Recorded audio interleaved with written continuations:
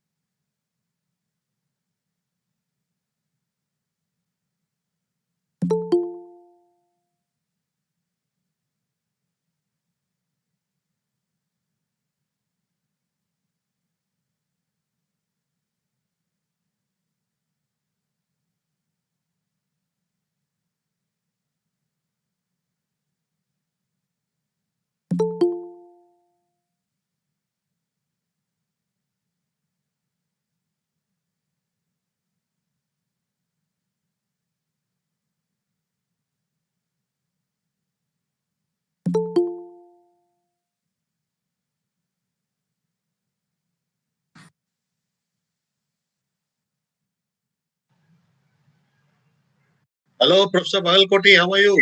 Sir, fine, sir. Namaste, sir. Nice to see you, sir. Yeah, pleasure. And receive you also. From distance, of You're course. from home or where? No, sir. IKC. IQC, okay. IKC officer.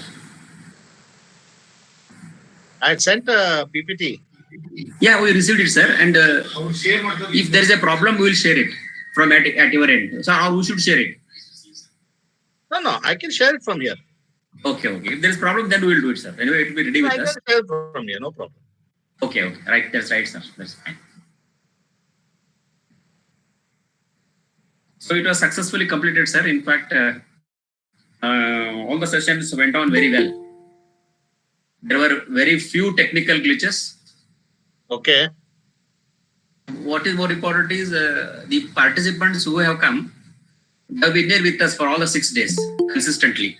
That speaks of the interest which they have. That's very good. Okay. Yes, sir. That's very good. Even on YouTube also, sir, we have the same set of participants. So also on Google Meet, the same set of participants. Gmeet. Gmeet is better, but recording, how is it in Gmeet?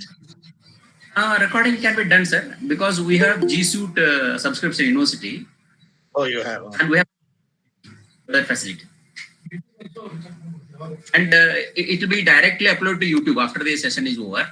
So it is available on YouTube. All the sessions are available on YouTube.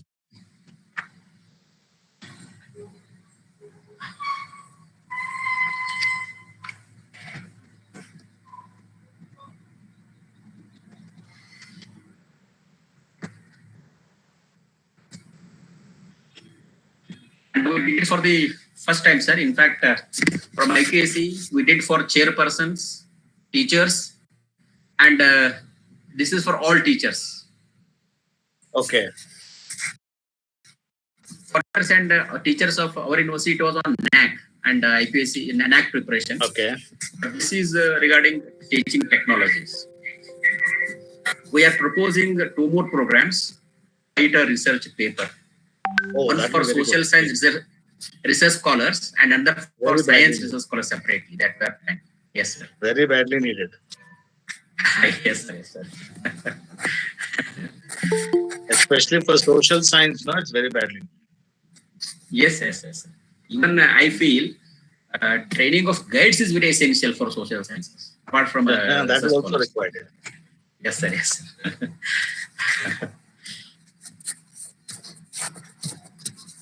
We'll start at 15 sir, sharp. Okay, I'll be around. You can just relax another 10 minutes. Sure. Yes, sir.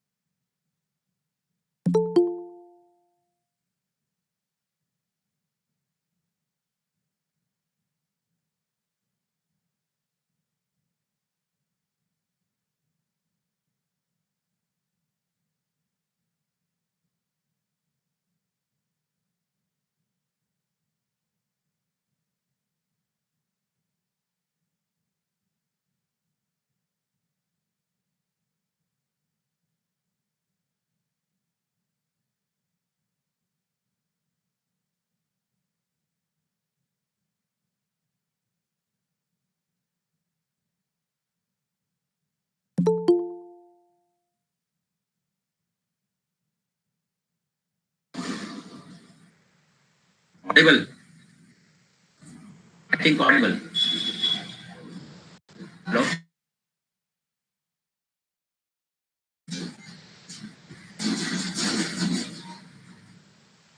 Yes, sir. Now audible. Okay, thank you.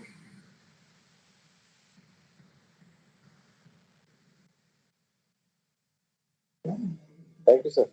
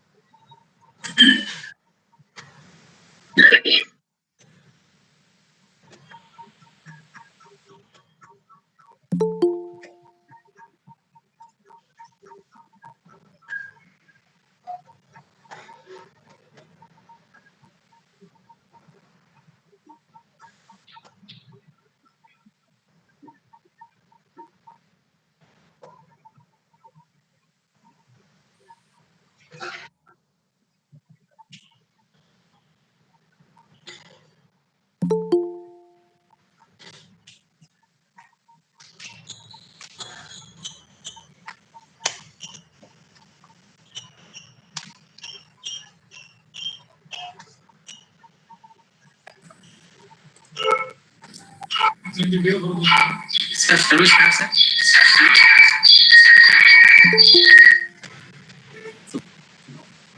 Yeah, good afternoon. Yes, I'll just introduce, sir. I begin think the questions. others will have to mute their microphone. I will do that, sir. I will do that, sir, please. Okay. Good afternoon, Professor Subhash and all the participants who have joined on Google Meet as well as YouTube. You to kindly mute your microphones, otherwise it will be disturbance to everyone. Though we are on a weekend, but still many of you have shown keen interest in the proceedings of this FDP and have joined us for today's proceedings. And today is the last day. And fortunately, we have a very good resource person amidst us, Professor M.S. Subhash, whose profile I am going to present before you in very brief manner. Professor M.S. Subhash has served as Professor of Management in the PGS Kausali Karnataka University Harvard for over 30 years. He retired just last month.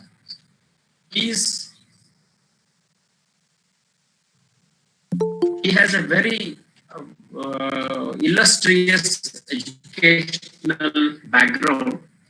He was from IIT Chennai, also IIT Madras, and PG diploma in Ahmedabad. He served in Indian Institute of Science on various assignments.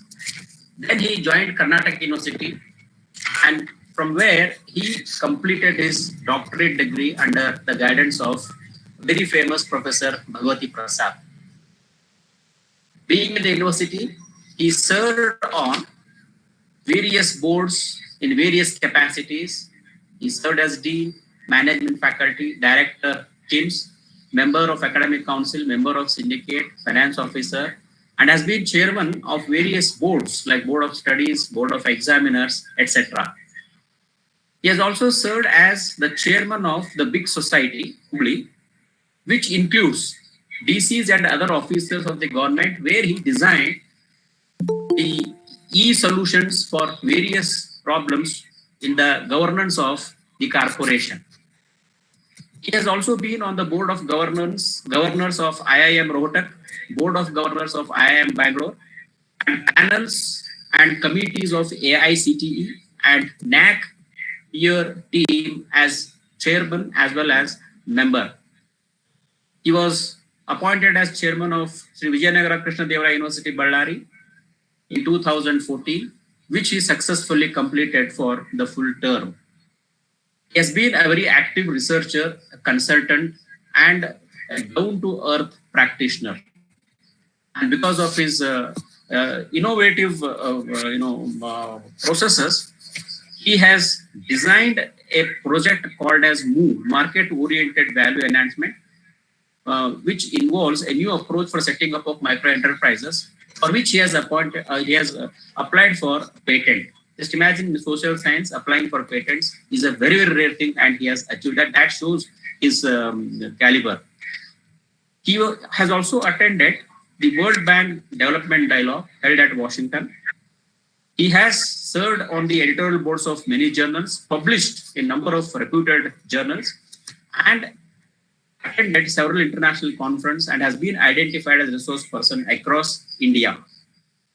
And having served on various capacities, and that too as a vice chancellor, and on AICT committees, etc., he is, I think, the more suitable person for discussing the provisions of the national education policy that was announced in August 2020. Sir, we are really privileged to have you amidst us. The participants will be enormously benefited. I now hand over the session to you, sir. Welcome to the proceedings. Thank you, sir. Thank you, Professor Bagalkoti, for a very nice introduction. I hope you can hear me all. You can also see my PPT which I'm sharing. Is that visible to all? I guess so. Yes, sir. Yeah. Okay. Now, my topic is a very a challenging topic in a way, because it is related to the new education policy 2020.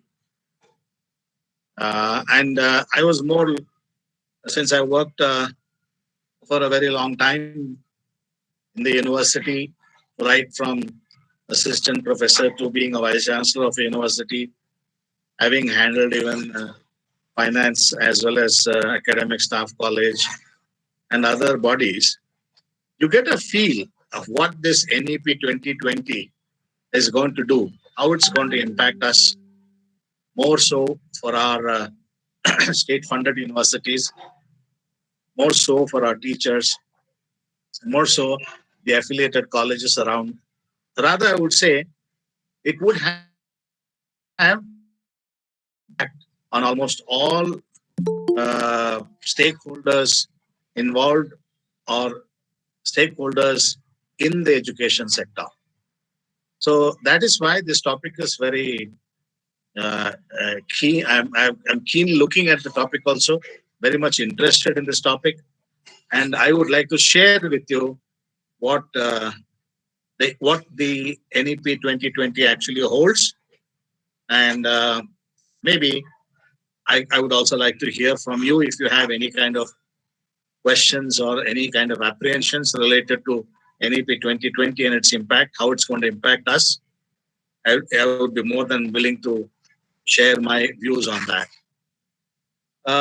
If you briefly look at the policies of education which we have had, it's not new to all of you. You must have come across this one way or the other. But for sake of completeness and for setting up the beginnings, I'm just trying to put it across to you. You have the first 48-49 University Education Commission, the first one post-independence, right? Which is almost like similar to what our British people left behind. Then we had a major change in the Secondary Education Commission, 52-53. Then the Education Committee, which I think the Kotaris Committee, which you talk about, commission, is a very well referred to one. Many people do refer to T.S. Kotari's commission report, 64-66. Then the education policy at the national level, 1968. Then bringing education in the concurrent list as a part of the 42nd constitutional amendment that was done. One that we have had is the national education policy in 1986. Can you imagine? 86 means 14 plus 20, 34 years since we had a formal national education policy. It's too long a period, I must say, for a field like education sector, which needs to be constantly keeping in touch. Especially 86, because 90 we've had a lot of liberalization happening in various sectors. Service sectors have undergone changes. So it is very important for us that we should have had this much earlier. And if I remember rightly, even the current government under Prime Minister Modi ji had planned of this in this first term itself. But due to various reasons and other compulsions, I think it could not take way under Mr. Javadekar. But now I think we have the 2020 policy, which is really a very important document, I should say, for all of us. And I looked at it very carefully, the national education policy, which I would like to share with you. If you remember, and this diagram will tell you very briefly how institution was perceived at that time. Okay, under the 1986 NEP. You can see all the four stakeholders are there. Students are the main important stakeholders, right? And teachers. These are two important people that we have in this particular body that we had in this education sector. And you will also agree that when it comes to the students, highly teacher-centric we were, or we are even today. The entire education sector definitely rotates around the teacher. As far as the students are concerned, it's completely teacher-centric. So everything that the teacher does in the class with the students offline is the most important interaction that happens between student and teacher.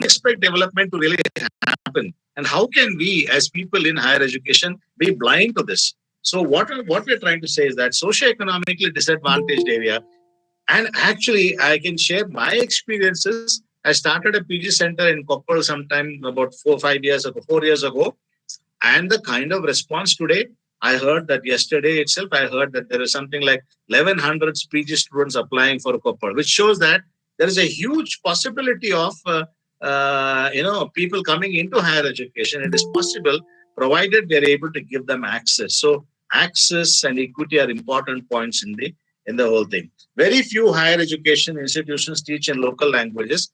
Now, this is a very big problem as well as complaint, I must say, that we do have a lot of issues related to teaching in local languages. Limited teacher and institutional autonomy. Everybody has been crying about this. Every teacher, you ask in the university and colleges, they all know today with the political dispensation that we have, it is highly, completely autonomy is totally gone.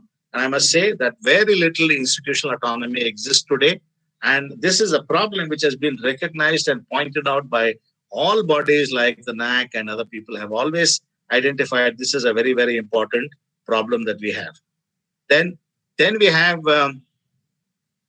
inadequate mechanisms for merit-based career management now and progression of faculty and also development of institutional leaders. Now can you just tell me what kind of merit-based career management we have? All we have today is that UGC, which comes out with a scheme which saying what your API scores are. There are a lot of problems related to API score also. How is it calculated? Is it correct? And you have a huge problem related to its database, whether we have heard enough horror stories of how people can print a book overnight and bring it to you because your API scores need it. So all this means that there is the mechanism. I mean, we have learned to beat the system because the system is so very insensitive to the needs of the situation primarily.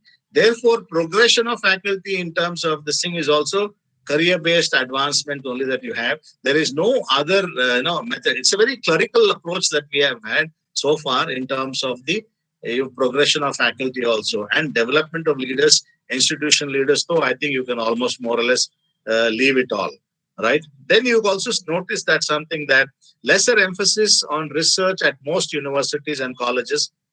This is something which I cannot say everywhere, but yes, but most of the universities today can see for yourself that the emphasis on research, I think in Carnatic University also, the last 4 years or last 5-6 years, we have been receiving complaints that maybe our research has not really geared up. So we have a huge demand as far as research is concerned. And everybody knows that in the top 500 or top 100 universities in the world, we are hardly there. It's almost always either the British people, Oxford or Cambridge, or maybe the Harvards and the Stanfords. These are the kinds of institutions, that universities that have most of the top positions. So we have to find ways by which research, proper emphasis can be given on proper kind of research at most universities, and also competitive peer-reviewed research funding across disciplines. Tell me about funding. Where is the funding really happening in the university? With 90-95% of the salary, of the budget going for salaries, hardly much money is left for most of the research and all, even buying the books and all that. So we are definitely starved of funds for research. And I've fairly seen that many times, even as a vice chancellor in the Ballari University, we had launched some schemes to say that every assistant professor or associate professor should be given first seed money of 1 lakh rupees. How many people come forward to take that seed money? And how do we make sure that the seed money is properly utilized? The mechanisms really we need to put in place to see how we can get much less involvement of the industry or the other organizations for funding. All we do is we depend on UGC for funding most of the times, or other bodies right now in science. But in social science, it's very, very limited as far as the research is concerned. Especially applied research is much, much less. We all know about it. The next point is about suboptimal governance. People do talk about the governance problems that we have. It's a huge problem that we have about governance. And it's not just in the education sector. I believe in almost a lot of sectors, we have a problem of governance. And then we bring in e-governance. We are definitely talking about leadership issues in higher education institutions. A huge problem we have in the leadership, right? Now, normally we consider a vice chancellor as the leader of any university, or as a principal as the head of any of the colleges. What kind of a system or mechanism do we have to give him the inputs that is needed to be a good leader as far as the education institutions are concerned? We all know about the selection processes that happens for selection of the vice chancellors, or even of the promotion of the teachers as principals and all that. It is definitely having a lot of other issues related to these leaderships. And regulatory system, I think you all know, India is now, right now, after 90s, we wanted a regulatory system to be in place in almost all disciplines. And everybody knows that the scams that happen in India most often is only because of lack of a proper regulatory system. because university is supposed to perform a regulatory mechanism, a progressive regulatory body of helping maybe the colleges to come up and all that. But we still have an issue related to that. Large affiliating university, which may be has led to some kind of low standards in UG. I can tell you for sure that today, when we sit I have had enough experiences looking at the PG as a university level also, and I've seen that I'm very clear because of poor undergraduate education, our postgraduate education is having a huge problem today. And why? I don't know how to address. There are multiple problems related to undergraduate education, but definitely we have to address those undergraduate problems. But the standards are really very poor as far as the UG is concerned. For various reasons, we can have a separate workshop related to that, but definitely we need to do something on that count. Therefore, the new education policy, I must share with you, is a fantastic document. Leave apart the politics part of it, but I can tell you that a lot of effort has gone into coming out with the national education policy. Initially, I was a little skeptical about this new education policy, but I went about reading every page of the NEP, especially related to higher education. And I can tell you that it's a very, very difficult document to put into practice. It's not so easy to put into practice. And I'm sometimes worried whether they will be able to implement everything that is mentioned in the NEP 2020, whether it will happen, because there are a lot of question marks also. The question marks related to continuation of the government for sometimes, because I hope it's outside the politics, but if in case it happens, then we have a sorry state of affairs of again losing out something on the education policy. Here, I would like to tell you something. I would like to share with you something. I was in the board of governors at IIM Bangalore. IIM Bangalore has a system of board of governors. And you know who heads the board of governors at IIM Bangalore? It is Mukesh Ambani, one of the richest men that you have. He's the chairman of the board of governors of IIM Bangalore.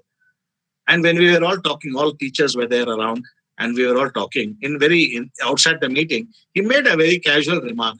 He said, look, all professors with due respects and regards, I have to ask you, in 1991, we brought about a huge change in the industry. He represents the industry. He said, as an industry leader, I'm telling you, we just changed the whole policy. Liberalization happened in 1990. And I'm talking about in 2010, 2011, 2012, when he was there also at that time. 2012 or 2014, he was there. At the 2014-15, what he asked most of us is that, he said, when are you guys going to get liberalized? Why are you still under a control regime? We in the industry have made sure that the country liberalized us, but education is still not liberalized. And therefore, I think it's very important that the new education policy is a step towards maybe liberalizing a lot of education things. We have to take it with a lot of salt, but definitely it's something to consider very carefully. Some of the highlights are put in here, which is very important for you to catch up with what a new education policy really talks about, right? First thing, which I'm really scared of, is that 50% gross enrollment ratio by 2035. That is, in 15 years, 50% of my people who pass out of PUC should get into UG one way or the other. And you know what is the current rate? Current rate is around 25 or 26.3% or whatever. Now, that 26.3 is at the national level. And I think at national level, it used to be around 25, and the state level, we had 26. We are 1 or 2% higher than the national level as far as the gross enrollment ratio is concerned. But reaching 50%, that means more or less doubling, which means if a university like Karnataka University has 1 lakh people taking their exams, in the next 35 years, it should be 2 lakh people taking the examinations. Is it possible so easily? Now, that's a big, tall order, but it's a very nice one that they fixed a target like that. Normally, targets are big. So 50% GER by 2035 is a nice thing to really do it. And I don't know how many university leaders really look at GER in a big way. I had a huge challenge because I was representing Vijayanagara Sri Krishna Deva Raya University, which is a Kalyana Karnataka region. We had a problem of education. So most of the time, my higher education minister would ask for my GER. So I had spent almost 1.5 to 2 years I spent only on increasing the GER, which means trying to look at the affiliated colleges, trying to look at more and more affiliated colleges, trying to look at setting up more affiliated colleges in remote areas, trying to look at increasing the intake at UG level, only when, and also trying to improve the quality of UG education. Now, that's a big question mark that we have. But luckily for the government, we have a lot of appointments done at the graduation level. So I hope that the quality over a period of time. That's one important point that I would like to, that's the first point. The next most important point, which you all people should really note, teachers, is that we are talking of holistic and multidisciplinary education. That is like a flexibility of all the subjects. Look at it. Now, what we are saying, multiple entry and exit points is no longer going to be one person joins, he's going to be there with you for 3 years. No, he can move out at first year, he can move out at second year, he can move out at third year, he can do anything. So undergraduate program is going to shift or going to have two types, two forms, two formats. It could be a 3-year undergraduate program or it could be a 4-year undergraduate program. Now, 4-year, I think, is what most of the international universities consider, and that is why they are moved towards 4 years. But yes, that is an important point. PG program, therefore, if it is 4-year PG, UG, then PG will be only 1 year, like how most of the MS programs are like 18 months and 12 months like that. And a very failed program, I must say, a program which did not really take off in a big way under our current university system is a 5-year bachelor's and master's, the 5-year integrated course has never really taken off. We have a huge problem related to 5-year integrated program. And another important point that you must notice, MPhil will be discontinued. So MPhil will no longer be there as far as the new education policy is concerned. Now, these are important takeaways from the NEP, which I think I should share with you. Another important point is that we have moved, of course, into it like the credit-based, choice-based credit system, CBCS, that we introduced quite some time back. And I think in UG, I was quite surprised that in some universities, they're still yet to take off in a big way CBCS at the UG level. But I think sooner the better. Once you have this thing, then there is a possibility of credit transfer, which they're trying to do. It is not going to happen so easily. But what they want to do is they want to have an academic bank of credits. So every student, when a student gets registered and he gets a permanent number, either 10-digit or 12-digit, whatever number he gets, a lot of credits that he has undertaken, because there are multiple entry and exit points. He might come in, he might go out, he might come in after 1 year. So there has to be an academic bank of credit, which will tell him how many credits he has really got on various subjects. Right? Very important. And another important point, I think, for all of us at the university level, we should understand is that higher education institutions like our university is going to get classified into 3. There are 3 classes, or rather 2 classes, I should say. One is you can be a research-intensive university. When you say research-intensive university, it means most of it, almost everything of it, will only be research. There will be not much of teaching. If you remember, IISc is one such, Jawaharlal Nehru Institute of Advanced Studies is another. There are quite a lot of other institutions around the country which are only research institutions. Now, these are heavy on research. And there are teacher-intensive universities, which means basically they have both. They have research and they have teaching also. Like Karnataka University today will be in the second category of teaching as well as the teaching as well as research university, because otherwise it will be very difficult for us to take up the only research based. And another important thing that is going to happen is that we are going to have affiliation process will be slowly weaned away, which basically means there will be autonomous degree granting colleges. Almost all the colleges over a period of time, graded autonomy will be in place, and they will definitely become finally only degree granting institutions they will be. So university and this thing, you will see that in due course, I'll share with you. And Meru is one thing they are trying to bring in, like you have, in the university also, we had something like we wanted to bring on a university, innovation university. We want to have unitary universities. And there are model multidisciplinary education research universities will come up over a period of time. This is something which the central government should come out with more of these so that it will happen. Graded autonomy, as I spoke to you about, academic, administrative, and financial autonomy will be completely given to these colleges, which also means that the government will slowly get out from the funding part of it most of the times, right? And very important, please remember, 2035, when our GR should be 50%, actually most of the affiliation system will be phased out. This has got a huge ramification. And I know that when I was just discussing about, I think last year itself, the people like the universities like VTUs have taken cognizance of this, that if in case, like for example, mono subject university silos like VTU or RGUHS, these are health sciences or music university or Sanskrit university. They are only one subject universities. VTU, for example, they don't receive much funding from the government, but most of the funding comes from the affiliated institutions. Tomorrow in 2035, you're going to phase out all the affiliated institutions. Where will VTU get its funds from? And maybe Karnataka University does not depend so much on the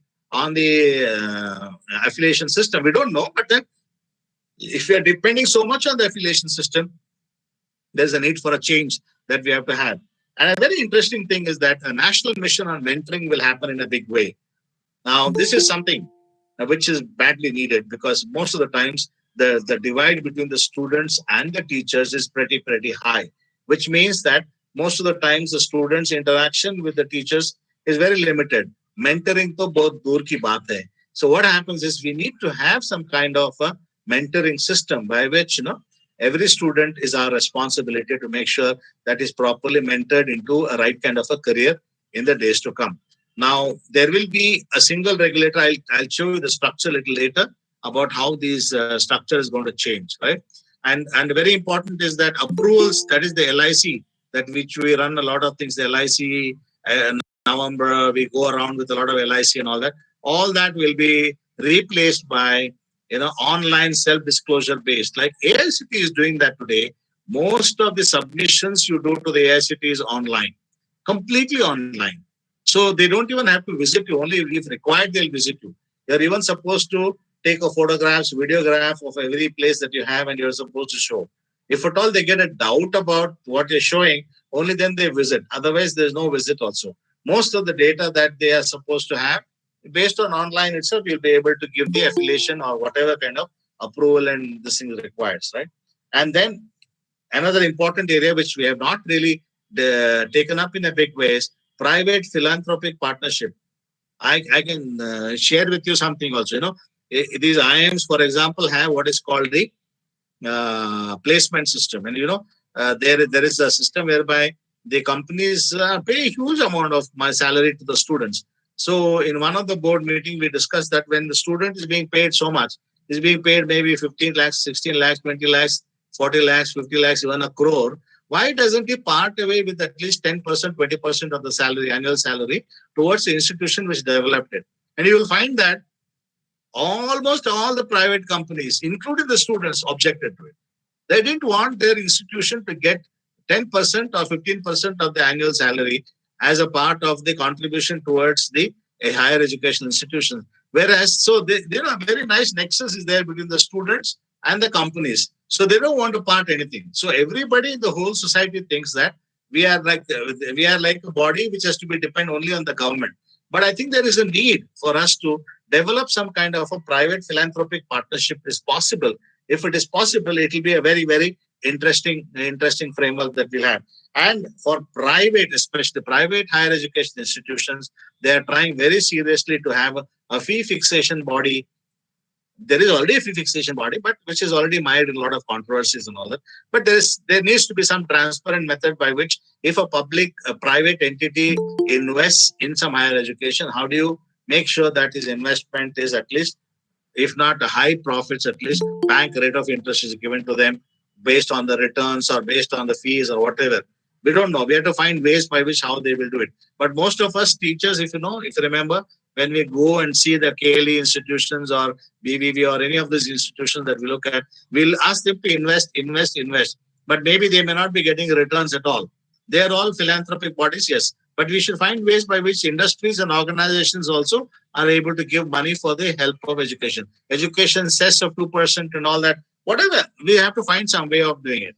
But the last one, which is a very, very welcome move, I should say, especially people like Professor Bagalkoti and economics people should be very happy, is that we hope that the public investment in education sector will finally reach 6% of the GDP.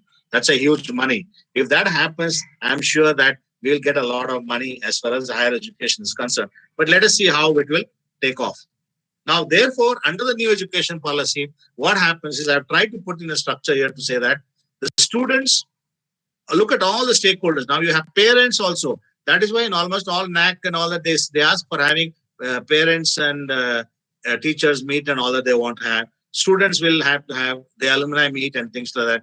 Teachers, organizations. In fact, I was trying to tell in one of the webinars that today, when you have online classes happening, if the online classes are recorded, it is quite possible that somebody who is appointing you would like to take a look at how would it be possible for me to look, if I have to be appointed, that employer will come and see how I participated in the class, whether I was there in the class, what kind of questions I have asked, or if there is any answer that I have to give to the questions are raised by my teachers, have I given the right answer? So this is quite possible that my recruiter will have access to my complete information because it's going to go online. So there are a lot of other kinds of, it's going to open up the sector in a big way. And I feel that this is what is really the takeaway as far as the higher education under the new education policy is concerned. So some of the points which I thought I should share with you also is that when you move towards being universities, when the universities are moving towards being a large multidisciplinary university with at least one in every district, with more HEIs offering medium of instruction of programs in local and Indian languages, this is what they are looking at. Now, this is something which we have to look at a little carefully. For us, if I take an example as Karnataka University, we might be having 45, 50 departments. Maybe we have to have some more departments in the liberal art area. We should think about it. I'll come to it a little later, right? More adjunct and contract teachers also will be required if in case we have to meet up the teacher-student ratios also. Now, another important point which we have, most of the universities have not succeeded, I can share with you, is that schools to be established within next 2 to 3 years. Fully functional it should be. And I think that's a very important point. How do you make schools function? We have a huge issue. I tried my own experiment of doing schools in the university like Vijayanagara University, but it is so difficult. You already have a faculty system. How do you bring in a school system? We are all highly, with a lot of walls around. How do you break the walls around us to have a more school? But yes, we have to somehow think of, if you have to bring in multidisciplinary kind of teaching, we have to bring in schools. There is no other way. We have to make it more and more functional. Every district should have a strong PG center with the potential to become a university within the next 3 to 5 years, right? Now, here is one thing that, if you remember, Karnataka University is like almost the mother of lot of Karnataka. So Karnataka University started, Gulbarga University, from Gulbarga University, Vijayanagara started. So many, we are the mother of so many universities in northern Karnataka. But we also have PG centers in Gadag, we have PG centers in Karwar. We have to make sure how the plan should be so that these PG centers can have a potential to either becoming a full-fledged university, or they should become a constituent college, which is what I would like to share with you. Either they should become a proper university, or they should become a constituent college of our own university. We'll come to that little later also. Universities must really decide if they want to offer medium of instruction in local language. We have now, offering a local language is become more a political issue, and we have maybe Kannada organizations that we have, a lot of the organizations which will come and ask us whether we are offering the courses in Kannada or not, how many courses in Kannada, whether Kannada should be made compulsory, how many subjects in Kannada and all. This is a political issue. But I think what really national education policy is saying is that learning in our developing our own body of knowledge in our local language is a very important part. So we have not done that. Sometimes I think the video has taken up some steps of doing it, but it will take some time before we have all the subjects really done in our own local languages or medium of instruction. Can also be Kannada in that case. Not all universities, but at least there should be a policy within the state that maybe you don't need all the universities to have in that language, local language. Maybe some universities could be very clearly identified for local languages. Some universities maybe can retain, like say Bangalore University, not be so strong on local language. Maybe Karnataka University could be quasi half and half. Maybe Vijayanagar University should be fully converted into a local language thing. So there is a possibility. I don't know. I don't want to say it should not be an indication of underdevelopment or development, but we should make sure we should have a strong Kannada language translation active, and how we should make it happen is another big question, right? Now, very important here.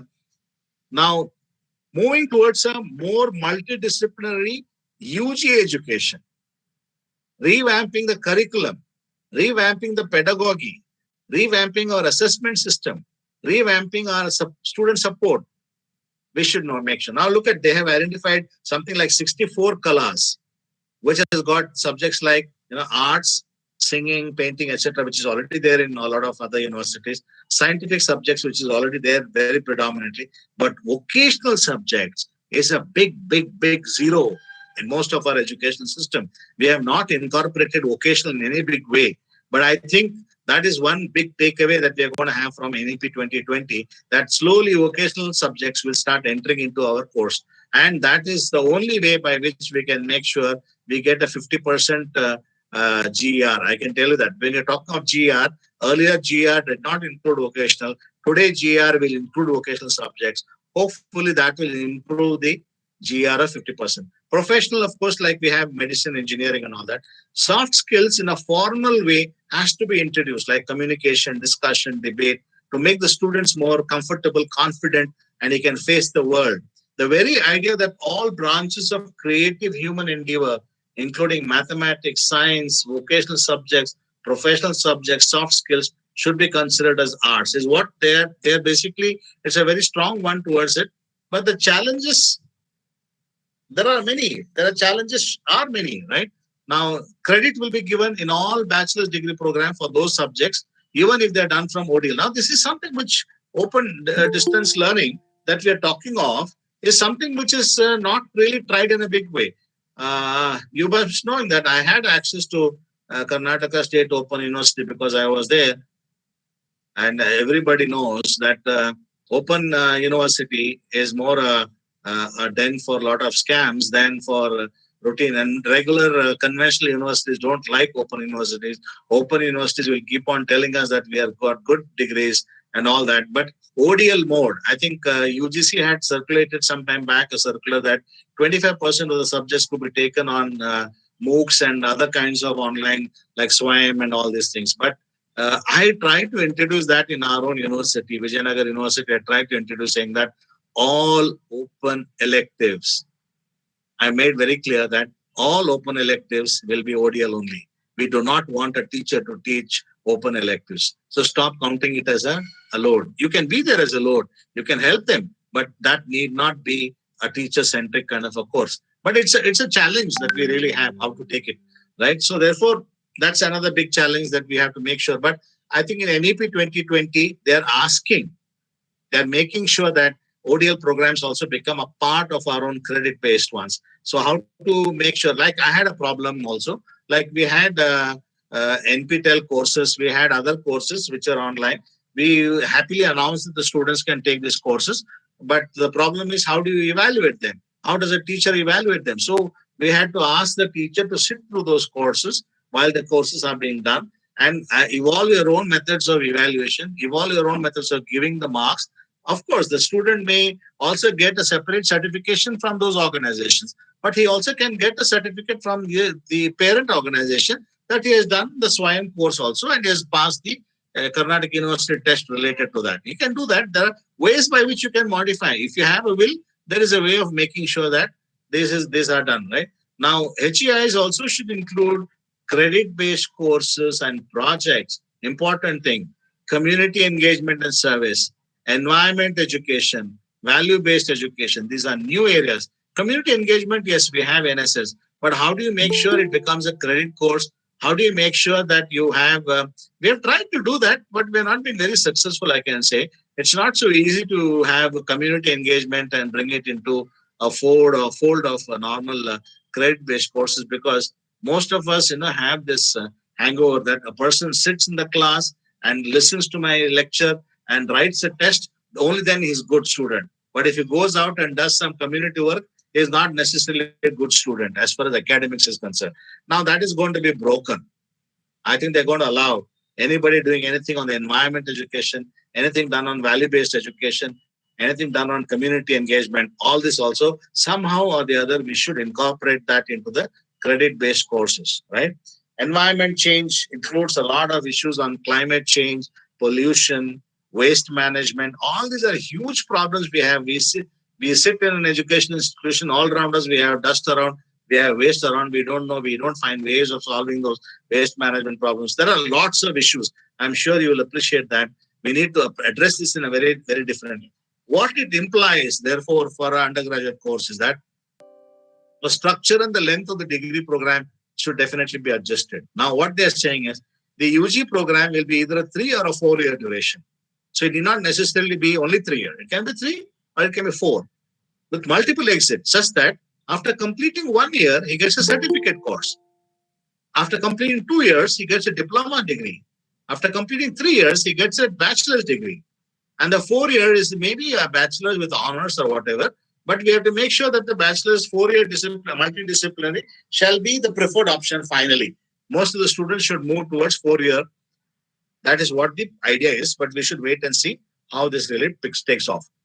And HEIs will also have the flexibility to offer different designs at the MPG level, therefore. So there could be a 2-year program for the masters devoted entirely to research for those who have completed 3-year bachelor program. Or there could be, for people who have completed 4-year bachelor's program, there could be a 1-year master's program, right? There could also be an integrated 5-year bachelor's and master's program also. Undertaking PhD shall require definitely a master's degree or a 4 years bachelor's degree with research is what they are looking at. And as I just mentioned some time back, MPhil program is completely discontinued.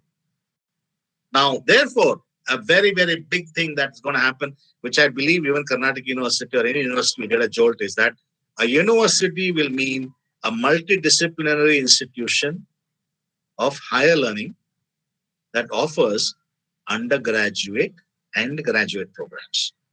So no longer it is going to be that universities will only offer, of course, on the campus, we offer most of the times only PG programs. And most of us in the constituent college, we offer UG programs. But there are always debates on whether the constituent college can offer a PG program. Now, these are all issues which are going to be discussed, and they have to be handled very carefully with high quality research, teaching, and community engagement. See, they have included community engagement. So, therefore, university will have a choice of being a pure research intensive. That's what I just discussed with you some time back. Or being a mix of both research and teaching university with equal emphasis on both teaching and research, or be a pure teaching institution, teaching intensive, like we're seeing. Right? The erstwhile affiliated colleges would be gradually converted to autonomous degree granting colleges. Now, this is a very interesting thing. Almost all affiliated colleges who are now actually depending, they're like piggyback riding on all universities. What the university does, they will do. Erstwhile, they don't take any responsibility of any kind. But now it is important that the colleges should also become more responsible in a way that the affiliated colleges should be gradually converted into autonomous, autonomous degree granting institutions. Now, that is something which is a very tall order. A lot of skepticism is there. A lot of criticism is there. If you start giving them the power to grant degrees, then finish, they will sell the degrees. All kinds of complaints will always be there. But those are the issues that we have to address. How do we handle those issues are very important.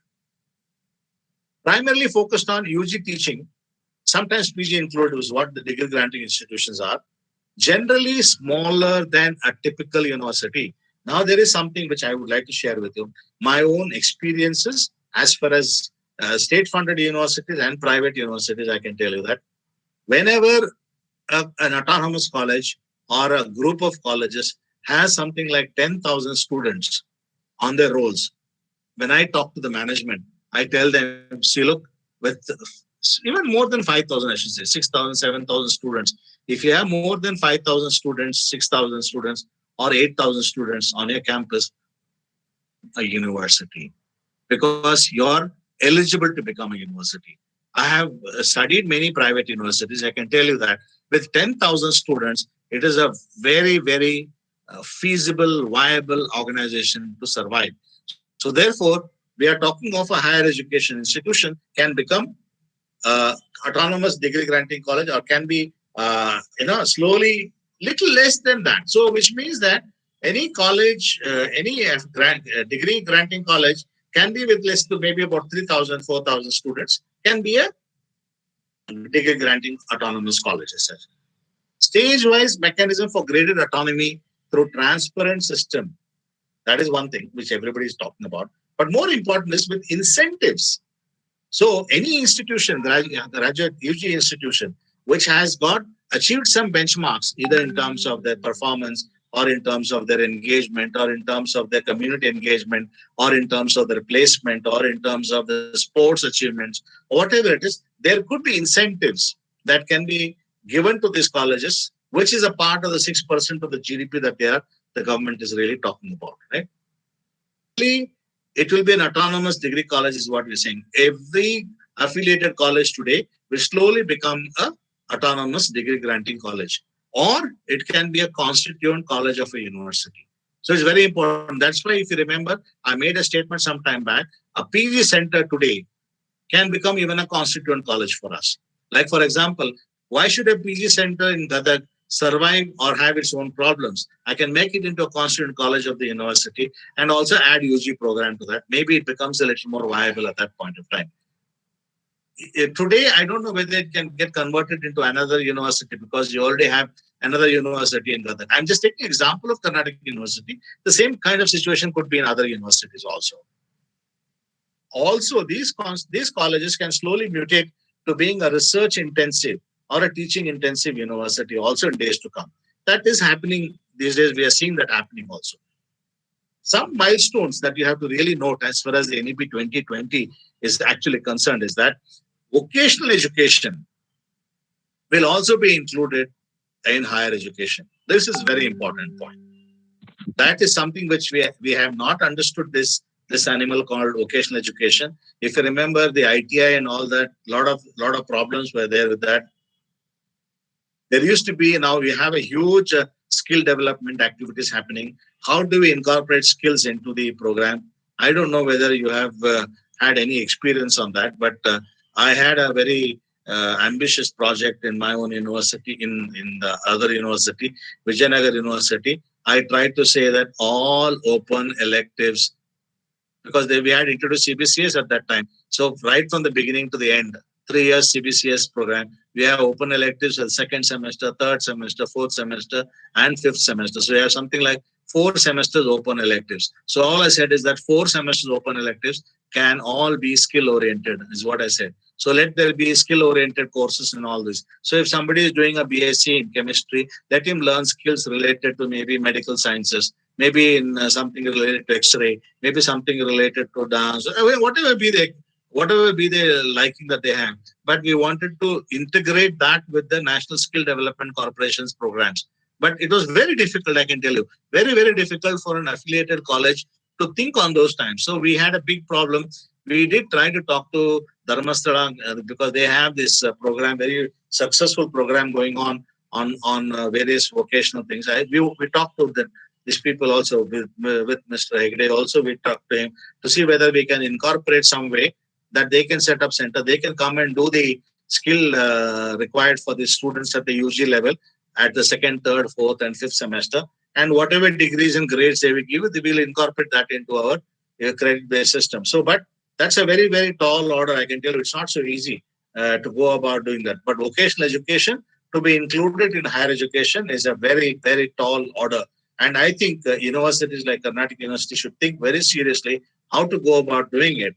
And I think the current Vice Chancellor definitely has a tall order on that, how to make sure you have a framework related to, so that every UG course also has a vocational content in it, so that it is possible to even offload some vocational courses separately. So BVOC, as what they do, it can be offloaded, and that BVOC, anybody going to a BVOC course. Sorry? Anybody going into a BVOC program can also, that credit also can be considered. So somebody can do a lot of courses on vocational courses, and somebody can also do a lot of exclusive vocational courses, and therefore our GR will also increase based on that. There is a possibility of doing that. So that is something which we have to look at. By 2030, at least one higher education institution should be in one or near a district. That is what the point is. So if you remember, people are talking about one university in every district or something. But whether it will happen like that or not is a different question. But at least we should have a very strong higher education institution in every district so that there is access to every student in that particular area. Increase gross enrollment ratio, as I just mentioned earlier also, 26.3 to 50% by 2035 is the tall order that we have. I don't know how we're going to achieve that. That is one of the issues that we have to really look at it. Open distance learning, as I spoke to you about it, open distance learning will be extensively encouraged. So they will encourage ODL in a big way. So we can encourage our students at UG as well as PG level that you go and take your ODL courses. We have no problem. That ODL course credit will be attached to your degree, your marks card also. That is not a problem. You can, in fact, the UGC clearly says that 25% of your credits can in a course can in a program, so it can come from online courses. So therefore, we can always make sure. But the only problem is that how you evaluate it, how do you maintain the standards related to it, who is going to offer these ODL courses, and how are you going to make sure that they are up to the mark? Those are kinds of issues that will happen, right? And I think you had a wonderful session also, I think with blended mode of teaching, that is right. So where, people are expected to have your learning done at home and most of the questions to be asked only in the class. So that kind of flipped classrooms as we talk about and blended mode will definitely be encouraged. Now, when you talk of blended mode, we're talking of integrating both online and offline. Because, we do speak about standard, simple methods, simple quantitative methods that we talk about. We don't have to go and teach that. That is already available online. Right? What is Byju's or any of these people doing, Khan Academy and all these people are doing? They're having all these courses available online. So you allow the student to go through those courses and you only do the evaluation part of it little later. Why spend time unnecessarily on that? So there is a method that is the we're talking about. Though pandemic has, coronavirus has really pushed us into online mode, but I think it has opened up a huge opportunity and a huge challenge also of how the teacher can integrate the online and the offline modes. How can you do the hybrid ones and how does it do it? That is a very important challenge that we have, and that has to be explored under the NEP 2020. Single stream HEIs. This is an important point, especially, we have been telling to our own, all our management, MBA colleges are there, for example. Exclusive MBA colleges are there. That is only one stream. So such single stream HEIs will be phased out. In fact, even engineering colleges, please note, only engineering colleges, if they want to be degree granting autonomy college, that's okay. But if they want to become a little higher, they have to embrace other disciplines also. So you can see that even KLE, for example, the BVB college also is trying to make sure that they add up some bit of other courses also, right? I've heard of so many other universities. I don't want to go into details because that they are private information, but there are a lot of other universities which are trying to gear up on other disciplines that they want to really take on, right? This is something which you should be very careful of. All affiliated colleges will be phased out gradually by 2035. So there will be nothing called an affiliated college by 2035, which means a serious call. It's a red flag for all our universities, state-funded universities. We should find ways of how these colleges will go out of us. They will only be degree granting institutions, but we have to make still sure that if they are degree granting institutions, they are giving a university degree, we should make sure that they have the quality that we want. How do we ensure that? That kind of regulatory mechanism we have to put in place. They'll become autonomous degree granting colleges. Nomenclatures like, deemed to be university, affiliating technical university, unitary university, will all be replaced by only one term called university. There will be no other term that you have.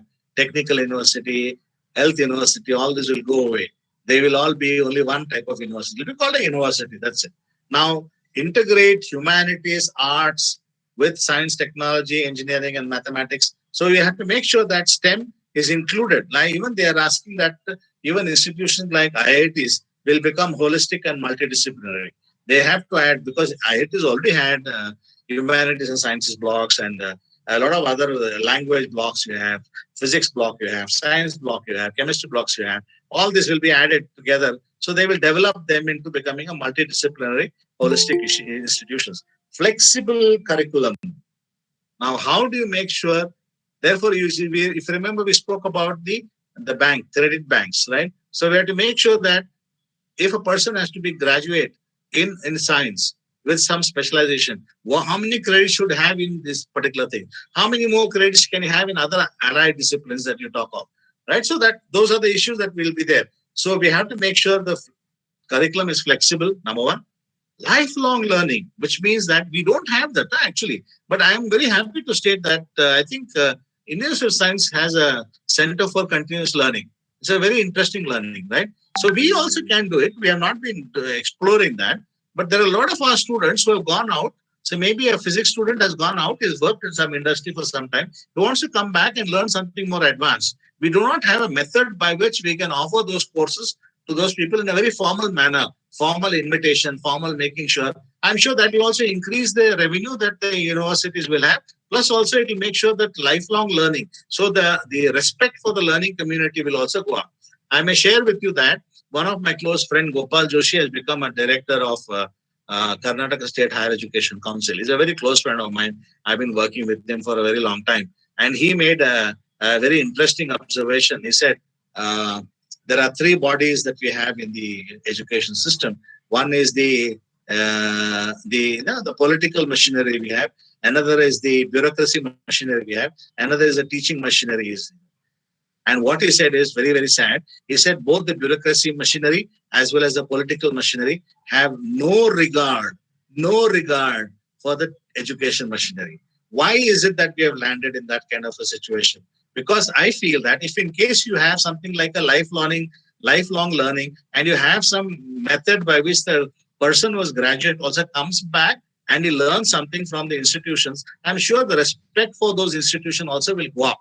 That will make sure that, so his only main aim is to make sure that restore the name and fame that normally education machinery should have. And multiple entry and multiple exit points, somebody wants to leave out for some reason, we cannot say, no, you have to continue, you have to make a 3-year course, you have to complete a 4-year course, only then you will be given degree. No, all that will not work. Now person can exit, person can come in. So there will be a problem with that. Definitely keeping track of his record, making sure how he copes up with it. All those issues will be there. And research, which is very big, very interesting point, is that research will always be. Now today we talk about it.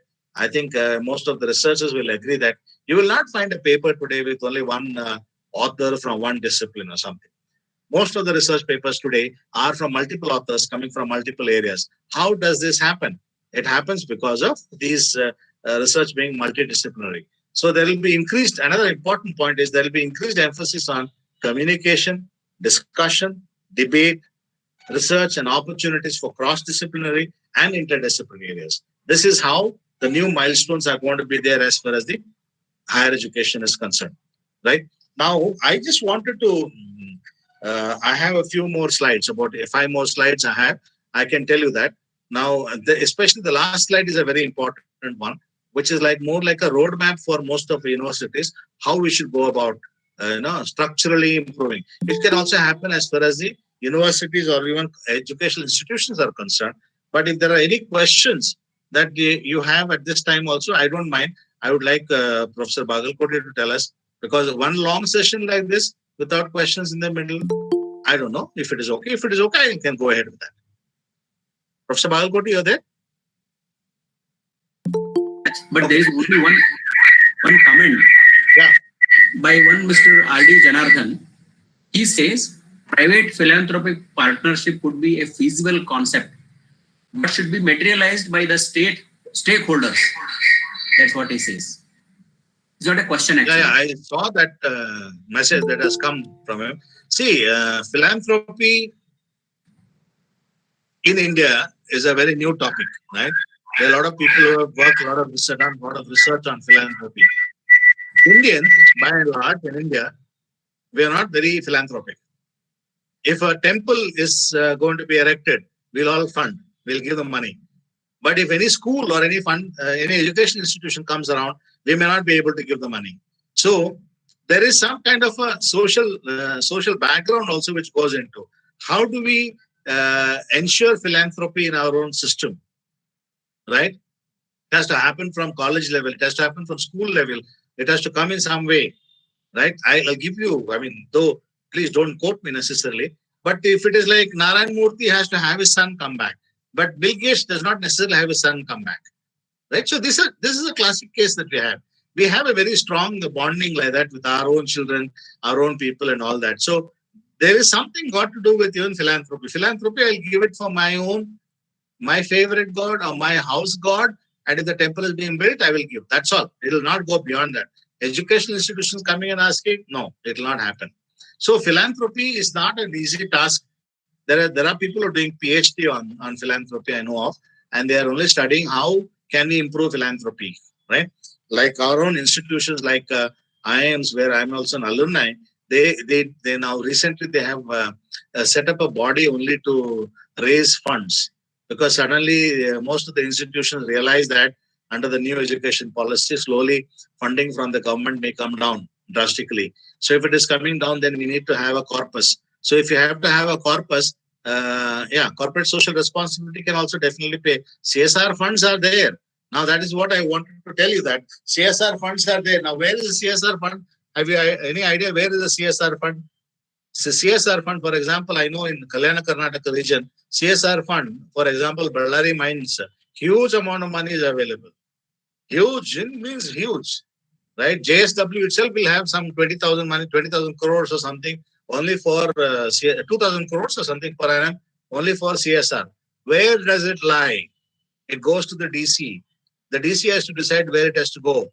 The DC again will go and spend on some maybe building so many social projects, like say maybe improving the jails in Ballari or having more of whatever. I don't want to get into that. But when we ask funds for the education institution, maybe last priority. As I told you, what the Higher Education Council director said, that the education institution machinery has very poor recognition, poor reputation when it comes to bureaucrats and politicians. So they don't think that they should fund higher education. They always think that education, the teachers are being paid very highly, so they don't need. Paid very highly has got nothing to do with funding of a university. Most of the funds that is come for the university is going only in salaries. How much of development is happening? How much of new projects are happening? It's not happening in a big way. So therefore, philanthropy is a very deep subject to study. How do you build up a philanthropy? That I was just telling you that IIM Ahmedabad has set up a new board, and the board has, new board means new committee, which has got members from various industries. Now their job is to raise 500 crores in the next 1 or 2, 3 years. In the next 2, 3 years, they want to raise 500 crores. I think you know that Harvard Business, for example, Harvard University would have a couple of $1 billion only in their corpus, so they can run it without any. But in this time when we have had this problem, you know that many of the B schools in the US have closed because they don't have students. They run the money, they run the institution based on the student fees. Now that's a very funny thing. That model cannot work. Now you have to have your own corpus. So everybody realizes that you need to have corpuses. So therefore, people have found ways or means of raising their own. But university, if you raise a corpus, again the government will come and say, I remember once when I was working there as a finance person with Professor Saidapur as a VC, when we were thinking of raising corpus, when we raised the corpus of 4 or 5 crores, they were very clear that if you raise 5 crores as a corpus in 1 year, next year, when the budget they decide to give you 25 crores or 100 crores, they will reduce 5 crores and give you. You're not supposed to raise corpus. You're not supposed to. That means they want to make you dependent. How do you expect the system? That's the kind of autonomy we are talking of. These are very huge issues that are there. I don't know how we're going to address those issues of philanthropy. CSR funds should come to the education sector. I feel like they should have a policy with clearly saying that 50% of the CSR fund should be spent only on higher education, or 25% higher education, 25% on basic education, without any political interference in between. I hope that things will improve on that. But I don't know. It's a tall order. I can say it, but it's not so easy to implement that part of it, because what they say, you can't wish away politics in our country. Yeah, so I should not be seen as somebody who's opposing politics. No, I'm not. But I'm saying that please keep the autonomy of an education institution separate. That's a very important point, right? Now, coming to a very important steps for improving the learning environment, right? In order to promote creativity, institutions and faculty. This is what they're saying in NEP. Institutions also, faculty also will have autonomy. Autonomy for what? To innovate on curriculum. Now tell me, yeah, Vijay, you talk about the PPP model. People, we have been discussing about the PPP model more on paper than really following it up. I have had my own sob stories and failure stories on PPP model. Neither the private people will understand the public, nor the public people will understand the private. It will not happen at all.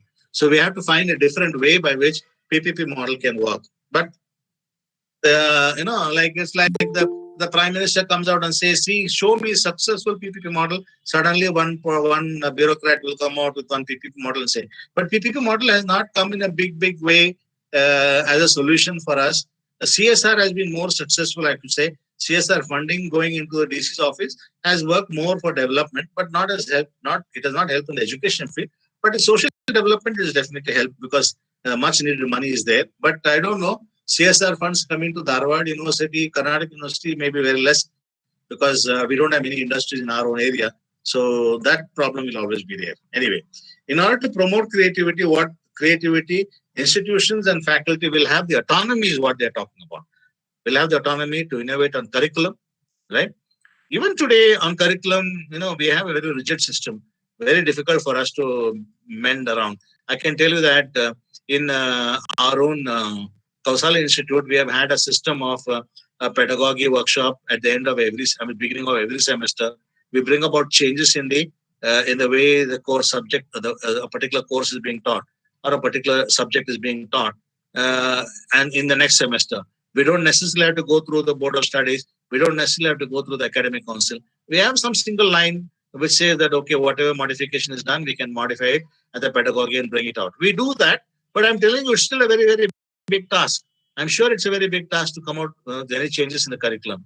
There's some kind of a feeling that you have, the syllabus should not change for 3 years. I don't know where we got that theory from. But anyway, that's a point that we have. Maybe hard sciences, you don't change every 3 years or even 5 years. But there are soft sciences, a lot of things will go on changing. Pedagogy, how you teach, basically, has to really find ways of changes. And there are, I can tell you, at least in the field of management, there are about 6 or 7 methods of teaching that we have. And we have not touched a couple of them. Even in our own management institute, we are not touched. For example, simulation, we have not touched simulation at all. Simulation is a very, very powerful method of teaching any of the management sciences, but we are not doing. Social sciences can have a lot of simulation work. For example, today in the pandemic that you're doing, a lot of simulation work is being done at IISc to come out to predict whether how the pandemic will turn out in the next, whether second wave will happen or third wave will happen. All those kinds of issues they can discuss. So simulation, I'm saying pedagogy, for example, there are some courses which rest completely 100% on simulation. We don't have such courses actually. Pedagogy, we need to innovate and we need to have autonomy as far as pedagogy is concerned. And assessment also, my God, it's a very, very big block we have. That is, even I remember even in our own management discipline, when we said 50% internals and 50% externals, there are a lot of hangover, a lot of problems associated with that. So people do not want to believe in internal assessment to be given by the individual teachers. They would rather believe in a 3-hour examination than at the end of it, which is a very, very sad reflection. It is not correct because most of the best known institutions around the world, they have continuous internal assessment. And sometimes some of the teachers in some of these institutions don't have a final examination at all. It is completely based on internal assessment. Can you think of that? How is it possible to bring about? And they are very well-known institutions. So assessment also we must have, especially when you have online courses or ODL or traditional in-class modes also. I can share with you, at least in business schools, I can tell you that we compulsorily like to have business executives as examiners in certain projects because we know that they know better about the business projects than what a teacher might know. So we make sure that a business executive is there. But you have to do it very sincerely. That's very important. Right kind of people have to. Yeah. Okay. I'll try to do that. Okay. 4:30. Okay. Now I'll like to go straight to the. This is another important point that we have globalization. I should say that we have got very good models of education, but then we do not have a method by globalizing. I can say that proudly say that NASA has or General Motors has most of the people from Indians as scientists. They all come from our Indian schools only. They come from Indian colleges, and they're doing much better than other people. How come they're doing so well? Now the point is that we have to make sure, but we don't encourage foreign students. I have had a long fight with my own IIM saying that IIMs or IITs do not have foreign teachers. Why? Is a big problem. To get one Indian origin person from IIM outside who was in the Harvard Business School, Harvard Law School, I think he was there. And then to bring him as a director of IIM Ahmedabad, he asked a salary of 1 crore. There's a big problem that was there for giving him 1 crore because not possible to give. But somehow they got him. But the point is that most of us as teachers also will not know how to accommodate foreign teachers. Leave alone foreign students. Foreign students we have taken in, but foreign teachers is very difficult. But I think if you want to be in the top 500 or top 100 top 100 universities, we have to make sure that we have teachers or researchers from outside. We have to find ways of doing that. India they are planning that India should become a global study destination because of a low cost and high quality is what we say, right? Research and teaching collaboration is required, right? And high performing Indian higher education institution can set up campuses abroad. There are people who are setting up, but we also need to have somebody from outside, foreign top 100 HEIs also can come set up campuses in India. We hope that will happen very soon, but that will lead to a lot of competition, a lot of problems also will be there associated with that, right? As far as faculty is concerned, there is a very sad reflection in the NEP 2020, which says that faculty compensation has been fairly commensurate with the current thing, but there is no need, therefore, for having more, improvement in that. Now, this is something which we cannot accept so easily. But yes, general increase in compensation is there, they say, but we have to have general discontent is there on the quality of the faculty. Quality of faculty, I think, is a big issue that we have. Basic infrastructure will be provided, is what they are saying. They will always provide basic infrastructure because we have 6% of the GDP. Teaching duties will be light. Today, having 16 hours, is a very, very difficult hours to do. 16 hours per week, sometimes very difficult sometimes. So people find ways or means of finding ways out of it. Freedom to design own curricula, pedagogy and approaches. Excellence has to be incentivized. Tenure track, this is something which you have to quickly notice. Tenure track will be introduced, which means there will be slowly evaluation of teachers at various times, and that will also begin to happen. Now, I will not go into this because this is which you can look at it is a very important one. Higher Education Commission of India, which will have 4 verticals, very important structure. We don't know how and when this is going to happen, but I will go to the last one very quickly because I don't have much time. I'll just take about 5 minutes. I have just got this as a very important, for me, it's very important. I was trying to put a roadmap for all state-funded universities as to how we should move, right? Now, some of the steps which I thought I should share with you, I can share with you. One is, you have to, as a university, for example, if I apply for Karnataka University, we have to decide whether we want to be rigorous, research intensive or mixed. Obviously, we'll be mixed one only. But the question is, how much mixed? Do we have teachers who are doing mixed? Now we are not having mixed teachers. Teachers are all only teachers. There is no separate this thing for research or something. There are universities in other countries where you are appointed as a faculty saying 25-75, means 25 teaching, 75 research, or 75-25, 75 teaching, 25 research. That kind of classification has not happened. But we should find ways of making sure that happens. Then, after that, immediately after that, the next step that we have is you have to revisit the vision and the mission statement. I don't think the vision and the mission statement that we have as of now can work. Some tweaking may be required. Bit of tweaking may be required on that. Then a very important unfulfilled task is to organize into schools. We have to make sure that we are able to organize properly into our own schools, and then relook and add UG and PG courses and incorporate vocational courses in all our courses. There's a very serious kind of a work required to be done. This will take at least a year or two to come out with all the UG, PG courses with incorporating vocational components into it, and increase UG and PG student strength in the university affiliate colleges, so that you must have a plan to come with the GR of 50% by 2035. In the next 15 years, we should make sure that our GR is 50%. Now, how that will happen is very important. Convert PG centers into constituent or autonomous college degree granting institutions.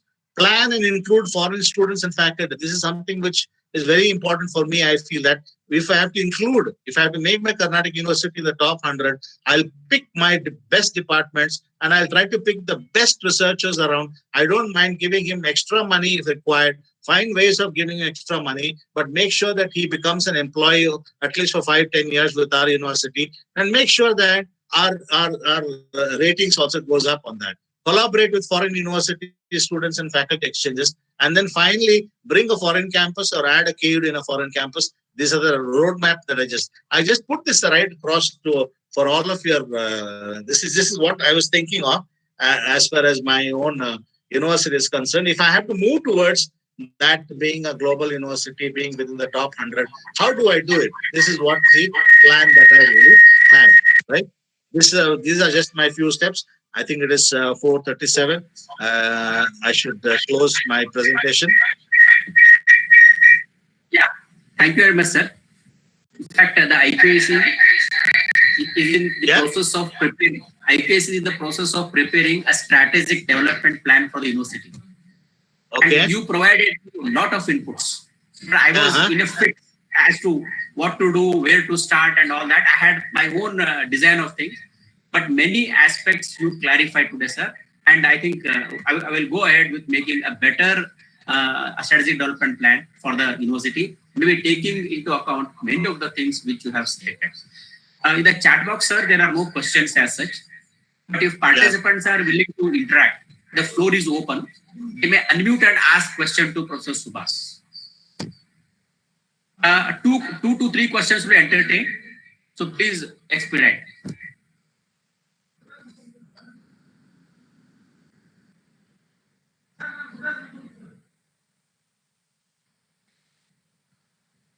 Sir, I think there are no questions. Yeah, I think the questions came in the middle. Yeah. Some of them were related to CSR and some were related to PPP model and some were related to this. I think that's okay. More or less we got it. I can tell you one thing, that the NEP 2020 is a very heavy document. It's a really very well done document. I think all congratulations should go to those people. But really, it's a very important document. But I think a lot of work has to be done anyway. Thank you very much, Professor Bagalkoti. I should thank you, sir. It was very expository and, in fact, informative session. And gave a lot of food for thought to all of us. And though it is the last lecture, I think the last one has been the most impressive, according to me personally. And it's more useful for me personally in the process of preparing the plans for the university. And I should thank you. Yeah. Sir, this is Dr. Tayana, Assistant Professor for Regional Women's College of the. Just I'm clarifying for my doubt regarding the NEP 2020, Dr. Subhas sir. Please. Means semester system is there, sir. Examination question is my related, but semester system or annual examination is in mentioning for NEP 2020. I don't know. It will semester-wise examination or year-wise examination. I don't know. See, I don't think. No, the NEP does not speak specifically about how you're going to have your evaluation system. They just say that you have to set up your own evaluation system. I was just mentioning that your own internal assessment, your own final, it's all left to the university. Autonomy is there. Autonomy is very much left to the university. Okay. Thank you, sir. Thank you so much. Thank you. So, if any more questions? Sir, if there are no questions, can we move to the valedictory part? Yeah, I think so. Yeah. We have some more time, no, for validity, or is it starting right away? We'll start, sir, because people may be willing to move. You want to take some time for relaxation? No, I'm fine. Okay. Professor Brother has joined as you will be the Okay. guest of honor for the valedictory session. He is already on the platform. So I think, and Professor Harish, who is the president, he is in a meeting, so he will join later. So Okay. we can start right away, sir. Okay. And now I will hand over the mic to Professor Gurraj Hadagli, who is my coordinator at the IPSC, and he will start the proceeding. Gurraj Hadagli, over to you, please.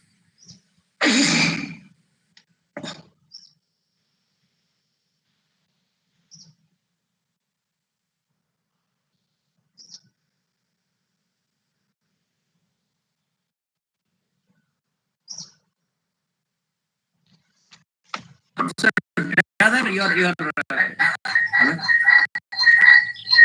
Professor Brother.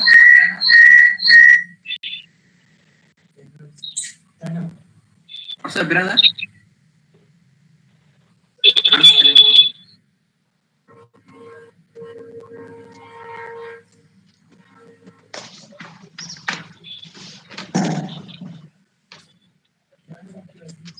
Professor Brother.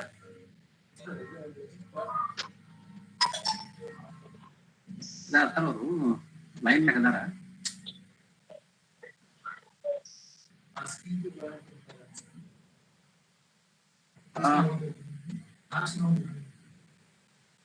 Professor Birada.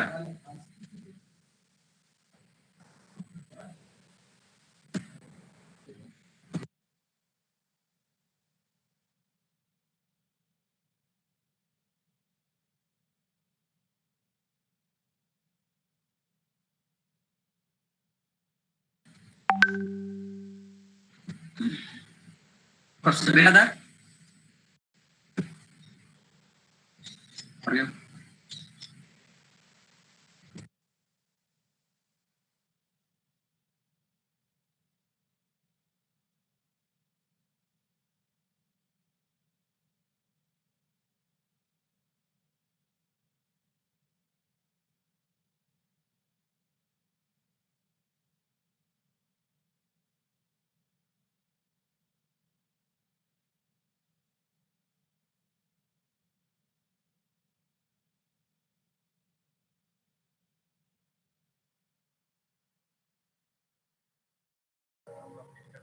Okay. ಈಗ yes.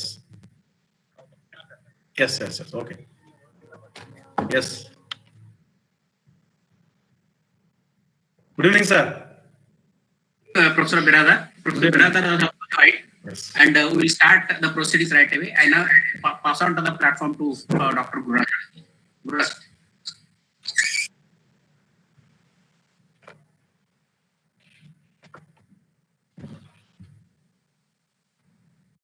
So I welcome Professor Harish also. Yes, sir.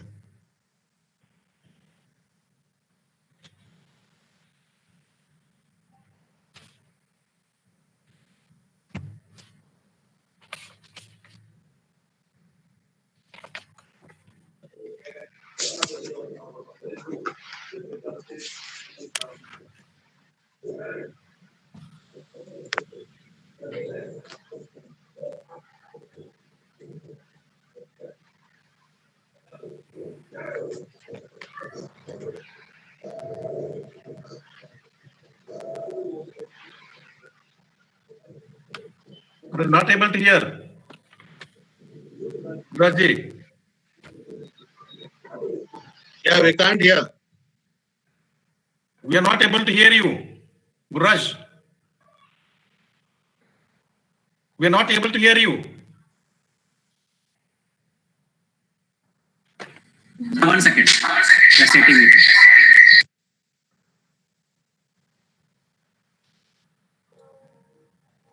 Hi, Professor Harish.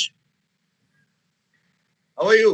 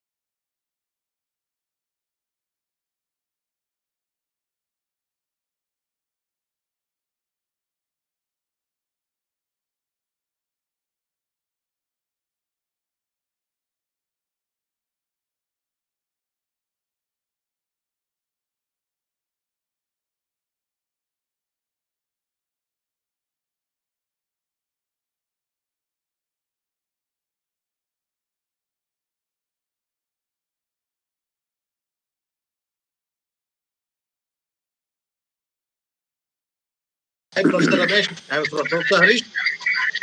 Huh? How are you? Hi. I can see you. I can see you. Nice to Hari. see you. Yeah, handsome man sitting in a t-shirt. Retired. I don't agree. I don't really agree. We all look retired that way. Let me have the freedom of wearing a t-shirt.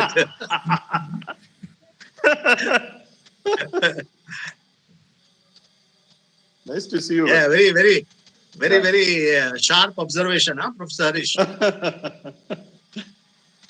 Otherwise, I won't see you in a t-shirt, excepting for the sports. Yeah. So how are you keeping? Yeah, doing very well. Thank you.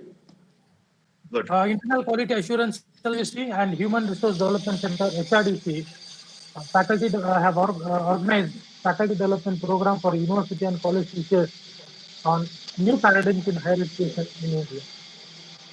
I'm pleased to welcome Professor M.S. Subhasar, former Vice Chancellor VSK University Bellary, for sparing his valuable time and accepting our invitation as the chief guest of today's valedictory function. Thank you. Professor R.R. Bidara, Finance Officer, Karnataka University, Dharwad, for being the chief guest of honor in spite of his busy administrative work. I also welcome Professor Harish Ramaswamy, sir, President of the occasion and Director, HRDC, Professor S.T. Bagalkoti, Director, IPSC, for planning the execution of this FDP program. I also welcome all the participants who have joined to this Google Meet platform. And I'm also happy to present before you the Faculty Development Program report, FDP report. Internal Quality Assurance and Human Resource Development Center of Karnataka University, Dharwad are jointly organized a faculty development program for university and college teachers on new paradigms in higher education in India from 2nd to 7th November 2020 through Google Meet platform. A total of 741 registered participants witnessed this mega event from Kashmir to Kanyakumari and from 7 sister states to Gujarat. The virtual FDP began with welcome and introductory remarks by Professor S.T. Bagalkoti, Director IPSC. While inaugurating the faculty development program, the Vice Chancellor Professor K.B. Gudsi noted that the pandemic has forced us to rethink on how to reach the students as far academics are concerned, and also how to bridge the digital divide in this pandemic. Webinars are one of the solutions for this. Professor Harish Ramaswamy, Director HRDC, in his presidential remarks, said that the field of education, both at the basic and higher level, has undergone a tremendous change. He also explained that the role of education has to be redefined in this knowledge society. The earlier education system was based on 3 pillars: institution, teachers, and students. But today's education system is added with a 4th pillar called technology. So Dr. Guraj Sadegli, Coordinator IPSC, proposed the vote of thanks. There were 6 technical sessions held during the faculty development program. All the technical sessions were engaged from 3:15 p.m. to 4:45 p.m. On 2nd November 2020, the technical session 1 was held on Introduction to Google Education Tool for Online Remote Teaching by Professor Dilip Barat, Head Department of English, MK Bhavnagar University, Bhavnagar, Gujarat. Professor Bharat touched upon the equitable use of educational tools, especially Google educational tools, content management software, etc. He explained the importance of Google tools like Google Classrooms, groups, sites, etc. In fact, how the Google groups are created for the benefit of the teachers as well as the students. On 3rd November 2020, the technical session 2 was held on engaging learners in online remote teaching by Professor Dilip Barat. Professor Dilip Barat explained on the flipped classroom, which is a type of blended learning where students are introduced to content at home and practice working through it at institutions or colleges. This is the reverse of the more common practice of introducing new content at college, then assigning homework and project to be completed by the students independently at home. Face-to-face classroom are vanishing, and online teaching learning is prevailing in this pandemic. Emergency remote teaching is a well-planned online learning experiences and may be different from courses offered online in response to a crisis or a disaster. Colleges and universities working to maintain instruction during the COVID-19 pandemic would understand those differences when evaluating the ERT. On 4th November 2020, the technical committee was held on online assessment was engaged by Professor Dilip Barat. So he emphasized on many tools with regard to online assessment, especially Google Forms. He practically demonstrated on how online assessment can be done using Google Forms. The demonstration included a step-by-step procedure on how Google Forms are used to prepare for quiz, online registration, questionnaire preparation, or for feedback form, and how to link to Google Classroom. He also covered the rubric-based assessment. On 5th November 2020, the technical session 4 was held on flipped and blended classrooms by Dr. H.N. Shivaprasad, Director, Dr. D. Virendra Hegde, Institute of Management Studies and Research, Harvard. Dr. H.N. Shivaprasad, in his presentation, defined flipped and blended learning. Flipped learning is an instructional strategy and a type of blended learning that reverses the traditional educational arrangement. Blended learning combines both the traditional classroom and online courses. On 6th November 2020, the technical session 5 was held on academic footprints, H-index and impact factor by Dr. Gurraj Hadagli, Assistant Professor, Department of Library and Information Science, Karnataka University, Dharwad. Dr. Gurraj Hadagli started his presentation by clarifying the differences between citations, references, and bibliography. He also covered how to calculate, how to improve H-index, publications, ethics to be taken care, and limitations of H-index. The second component that he covered was the impact factor. He gave an example of how impact factor of a journal is calculated. On 7th November 2020, the technical session 6 was held on National Education Policy 2020 and its implications on state-funded universities, was engaged by Dr. M.S. Subhash, former Vice Chancellor, VSK University, Ballari. He started his presentation by providing the evolution of education policy of 1986, problems faced by higher educational institutions. Further, he highlighted about national education policy at a glance, implications of NEP for UG and PG, new concept of university and higher educational institutions. He also gave 4 steps to improve learning environment and concluded with the road ahead for all the state-funded universities. So this is the glimpses of the 1 week faculty development program. Now it's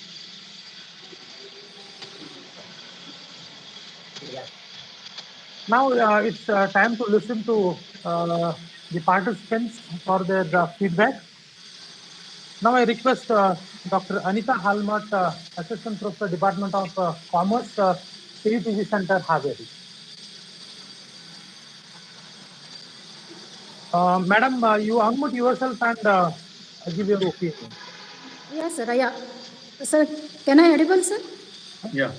Yes. Yes. Good afternoon, everyone. I am Anita Halmat, Assistant Professor in Commerce, Karnataka University Post-Graduation Center, Haveri. First, I would like say thanks to all the dignitaries. So, Professor S.T. Bagalkoti, sir, Ramaswamy, sir, and Gurraj Hadagli, sir, and all the dignitaries for organizing such a wonderful FDP, which was added a crown to our profile. In this COVID-19 period, I have attended a n number of FDP programs, workshops, but this workshop increased our ICT knowledge. Especially Dilip Barat sir's sessions were very fruitful. As a faculty of commerce, our classroom are not being started without the board and chalk. But Dilip Barat sir explained with the demo how can we use the glass board online, which was very helpful us who are teaching the practical subject here. So not only the theoretical subjects can be explained by using the Google Classroom, by preparing the PPTs and all, but can also be teach our practical subjects like accountancy, statistics, like that. But by this FDP, we come to know that so I would like to say thank you to Dilip Bharat sir to giving us a lot of knowledge about the online teaching. So as we know that in the COVID-19 pandemic, we are using so many online that apps like a Zoom app and Google Meet and the Google Classroom, that's all. But how can we use the Google Meet and the Google Classroom in detail? That depth knowledge we have secured by this FDP. So we are using only the Google Meet to meet the students only. But in the Google Classroom, we can assign the assignments, we can assign the quiz, we can assign the tests also, we can take the we can assess the students also in the Google Google Classroom, and also we can take the examinations through the Google Classroom. So that was the wonderful session by the Dilip Bharat sir. So that's why I would like to thank you to Dilip Bharat sir. And in the first 3 days the sessions were very nice, and we got so much of knowledge. Madam, regarding the online classes. please be brief. Yes, sir. Yes, sir. In 4th session, Dr. H.N. Shivaprasad sir enlightened on the blended learning. So where they asked the teachers, we thought that the online classes are very,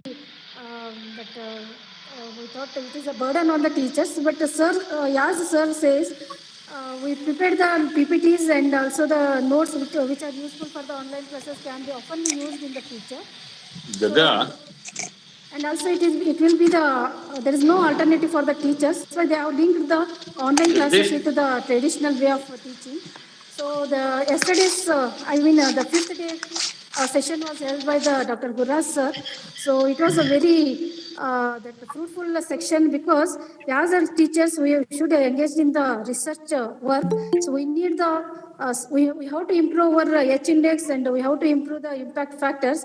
So how can we improve the impact factor? How can we calculate the impact factor, and how can we improve the H index that can be known by the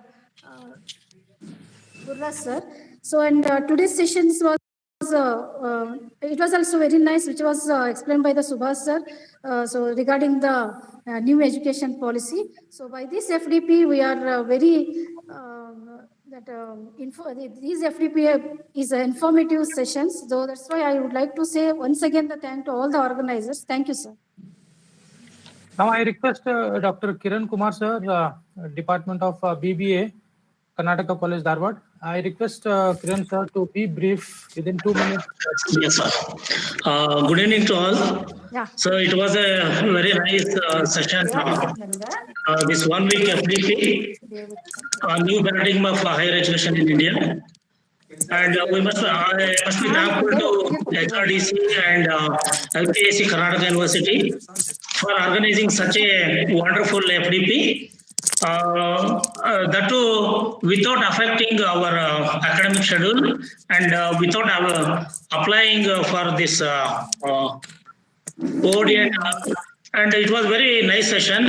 Beginning 3 days delivered by Professor Dilip Bharat sir, and all the classes were he took it very with enthusiastically and motivational classes. And not only that, he was so accurate, and even instantly he used to evaluate that assessment, and he used to give back us the feedback on the assignment online assessment we have made. And on the 4th, that is on the 5th day, that session presented by Dr. H.N. Shivaprasad sir on flipped and blended class was amazing. And that is the need of the hour. So now actually this was the right situation. So that too in a pandemic situation, sometime we were taking, that is the need of the hour. We should enrich with this online classes teaching and all. And I must be thankful to Dr. Gurras sir, has presented a very nice presentation on academic footprint and H impact factor. And on the last day, session was a very nice presentation made by Dr. M.S. Subhas sir, who happens to be my guide. And he presented a very nice presentation on new economic policy 2020 and its implication on the state-funded universities.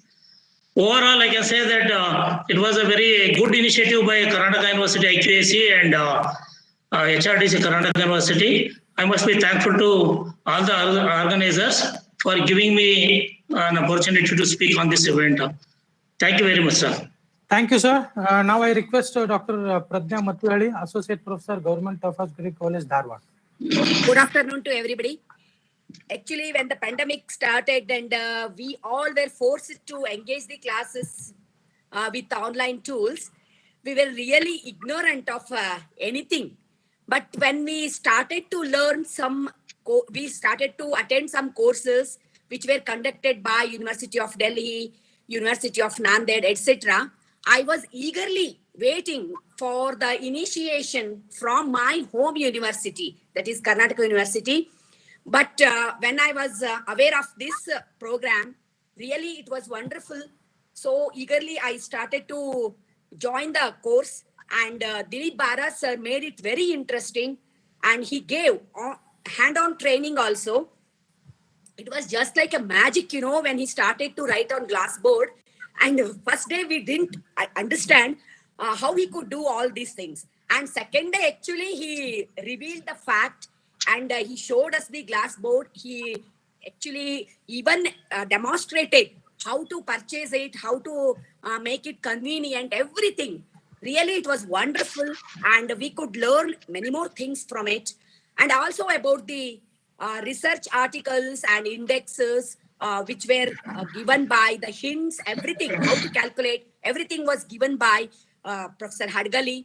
And interestingly, we learned many things from H.N. Shivaprakash also, because it was a little bit a strange factor for us. We didn't know earlier about the this flip classroom and everything. So today, especially, I hope all of we have witnessed how wonderful factors are there behind anything, and actually how mentally we have to be prepared for this kind of things, and how we have to be competitive for facing the future in the days to come. So really, since it's from my home university, I think if I tell few things about the drawbacks of the course, and I hope you don't mind, I feel it would be little more better in quality aspect as far as the technology is concerned. As you have all witnessed that daily we had some problems of this is technical handlings and all. It may be due to some internet problems or something else. So I feel as one of the members of my own university, let us make it more effective with the help of new technologies, or better to go for something else other than Google Meet. Because in Google Meet you cannot make others mute. So some these things were there. So I would like to thank the organizers for the opportunity given for me also. Thank you, sir. Thank you, Madam. Babamudi, sir. I appreciate to introduce the guest of honor for RR. At the outset, I thank Dr. Pradnya for her suggestions. We know that there are some technical glitches, and this is a part of learning, and that is what was our approach. In fact, we wanted to know what are the problems at the students' end. So in the process, we also learned as to what things we do, and Pradnya actually really pointed out what is necessary. Now, for the valedictory function, we requested for Finance Officer, Professor R.R. Biradar, to be as guest of honor. And just to give some rest to Professor Subhas, we are bringing him in between. Before I request Professor Biradar to speak on this occasion, I would like to introduce him to you. I have not taken his formal biodata. I am just telling whatever I know about him. Dr. Biradar is an alumnus of Karnataka University who completed MA in 1994 and joined the department in 1999. He comes from a very humble rural background, but he has grown to be one of the acclaimed intellectuals in economics in the whole country. I am very sincere in saying that, and it is by dint of his hard work. In fact, when the students describe him, they say he sits like a rock and works like a clock. That summarizes the way he has grown, and he has earned a lot of laurels. And I see him as a change agent. There was a Canara Bank chair in the Department of Economics, in which he conducted a number of programs, and he increased the visibility of that particular chair. And when he took over as chairman of the department in 2018, he further took measures to increase the visibility of the department. He brought about a number of qualitative changes and physical changes, which he could do. And one of the important contribution was the setting up of the DM Najanappa Center for Applied Economics Research. And he has been academically very active. I will not go to the number of books he has published, articles he has published, but in the process of being academic, he has made winning awards as a hobby. Let me just mention that he was awarded the Ratan Tata Fellowship, ICSR Indo-China Fellowship, Best Paper Presentation in the National Institute of Public Finance Fiscal Policy, Young Labour Economist at the Indian Society of Labour Economics, T.S. Popula Prize for Best Presentation in the Indian Economic by the Indian Economic Association, Dr. S.T. Nandibeur Gold Medal as the Best Researcher in Social Sciences from Karnataka University. And looking at his all contributions, he has been now appointed as the member of the State Planning Board. So on behalf of all, I congratulate him for that. And he has also taken over as the finance officer. He is a workaholic, and we expect many proactive measures for strengthening the governance of the university and stabilizing the finances of the university. And some of the comments which Professor Suhas also made could be pointers to him. I have taken liberty in again not taking the formal as I said earlier. He has guided students, published papers, he has published working papers from CMDR, ICET, etc. In that way, his research is quite well known. And welcome him to this particular valedictory function and request him to say a few words on this occasion. Professor Biradar, please unmute yourself. So please ask many people to mute their phones. Sir, participants, please mute yourself. Unmute your mic. Professor Biradar, please unmute your mic.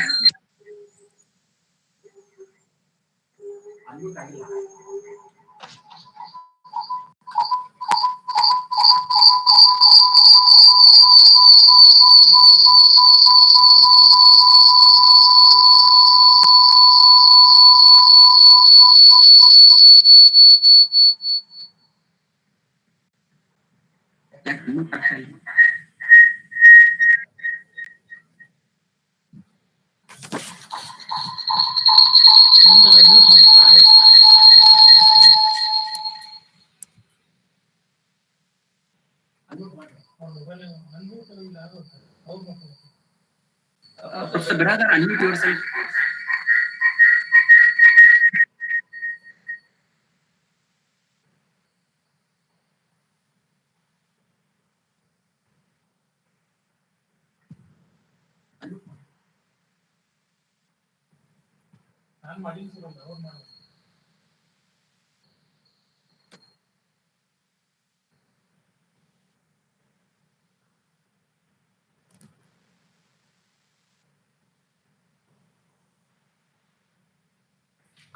Can you hear me, sir? Yeah. Hello? Yes. Sorry about that. Okay. Respected Chief Guest of the today's function and former Vice Chancellor of KUD University and new in business management, Dr. Subhash Sarji, and President of this very wonderful valedictory function and Director of IQS, Director of UGC HRDC, Dr. Harish Ramaswamy, and Director of IQS and my research guide and mentor, Dr. S.T. Bagalkot Sarji, and Deputy Coordinator of IQS and my friend, close friend, Dr. Gururaj Hadagliji, and many learned, young and energetic teaching faculties from different colleges and universities within the state and outside the state. I congratulate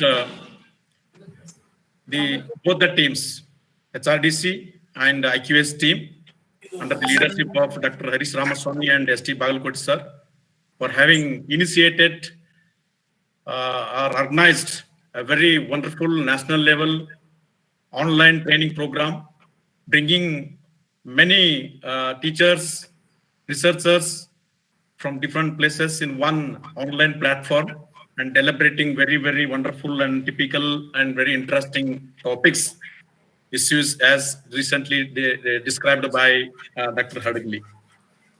Friends, please give a big hand to these people who have taken a lot of strain in organizing this wonderful program for a period of 7 days. So I know that I'm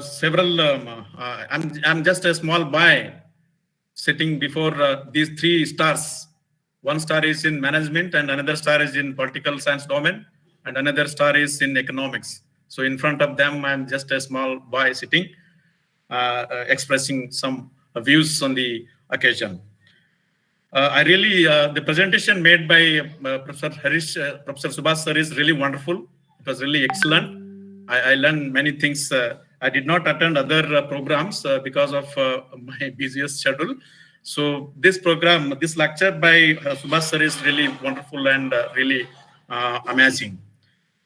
Friends, from presentation, this report presentation by Hardagli, I feel that ICT, information and communication technology, along with the new education policy 2020 as presented by Subhash sir, are going to transfer the world of education, especially higher education, restructuring the teaching and learning practices and making these teachers and students updated and empowered them at every stage of their learning trajectory. Friends, with the advent of technology, ICT, there has been a paradigm shift, no doubt that there has been a paradigm shift in the education, in education in general and higher education in particular. Friends, as a use of audio and virtual materials or virtual tools really makes it easier for the teachers to deliver the lecture more effectively and the students to grab the information or grab the lecture with greater attention. Because in my own lecture, since several years, we have been making use of a PPT presentation, especially in economics. You know, we have a lot of data, diagram, and everything. So therefore, it has become much easier for me to make our students to understand the complex issues of economics. So I really enjoy my presentation, PPT presentation. I mean, my lecture using this modern technology. Even students also very happy about the way we present our complex issues with the help of audio and then visual tools. Friends, by using technology, students can connect. Students can connect with the different people across the globe and have a better learning opportunities behind their boundaries, behind their discipline, as our Subhash sir rightly pointed out. New economic policy enables us to learn more than the subject we are supposed to learn. And it's also possible to have better access to learning materials. Nowadays, students can easily find e-books. Now, textbooks are going to be replaced, as you know. We are going to have a Chromebooks or tablets where students can use the information or the reading materials. So students are going to have e-journals, revision of materials through internet connectivity, and then thereby they can certainly improve their origin of knowledge in their particular domain. And friends, it's also possible to learn without hindrance, without any disturbance. Nowadays, students can learn anywhere, at any time, through digital learning modes. They can learn at home, they can, or at any place they wish to do. And they do not require specific classrooms or any study room. So online learning has become much easier and better, so that the knowledge of the students as well as the teachers will certainly improve. And it is also possible for distance learning and sharing the knowledge. Distance is no more a barrier now. Due to cutting-edge technologies that are available in the domain, students from all over the world can come together at one platform like this and share their experience as well as the knowledge of different subjects. So therefore, we are in fact eagerly waiting for the presidential chief guest remarks and then presidential remarks. I don't want to take much of time. So in my view, there's an urgent need to create a blended learning environment. As one of the resource persons rightly discussed in your learning program. So there's an urgent need to create blended learning environment to impart new knowledge, modern skills and technologies, and prepare our young minds, young students to face the labor market challenges of 21st century. The students should be prepared to become problem solver, critical thinkers, more productive workers, and then thereby build this great nation on par with the developed countries and high-powered knowledge economy. Use of, in this context, use of laptops and computers, tablets, Chromebooks, PPT, podcast, that's audio instrument, Google Calendar, Hippo Video, and that's a digital recorder, and Google Drive, Google Classroom, YouTube, Google Forms, Feed, Facebook, WhatsApp, Slack, whatnot. There are many visual and audio tools are available. So by using these tools, really they are going to shape a landscape of higher education in our country in the days to come. But in fact, we are very much lagging in application and development of IC in our country. According to one of the recent report released by ITU, India ranks a global ICT development. India's ranking in global ICT development index was around say 34 out of 176 countries. Out of 176 countries, India's ranking in terms of global ICT development index was 134. It's really far behind. And in fact, we are better than, as far as ICT application and development index is concerned, we are better than Nepal, better than Bangladesh, better than Pakistan, but worse than our neighboring countries like China, Sri Lanka, and Bhutan. So friends, as Subhash sir said, 6% of the GDP is going to be allocated as per the new new education policy. We are going to get huge amount of funds for higher education.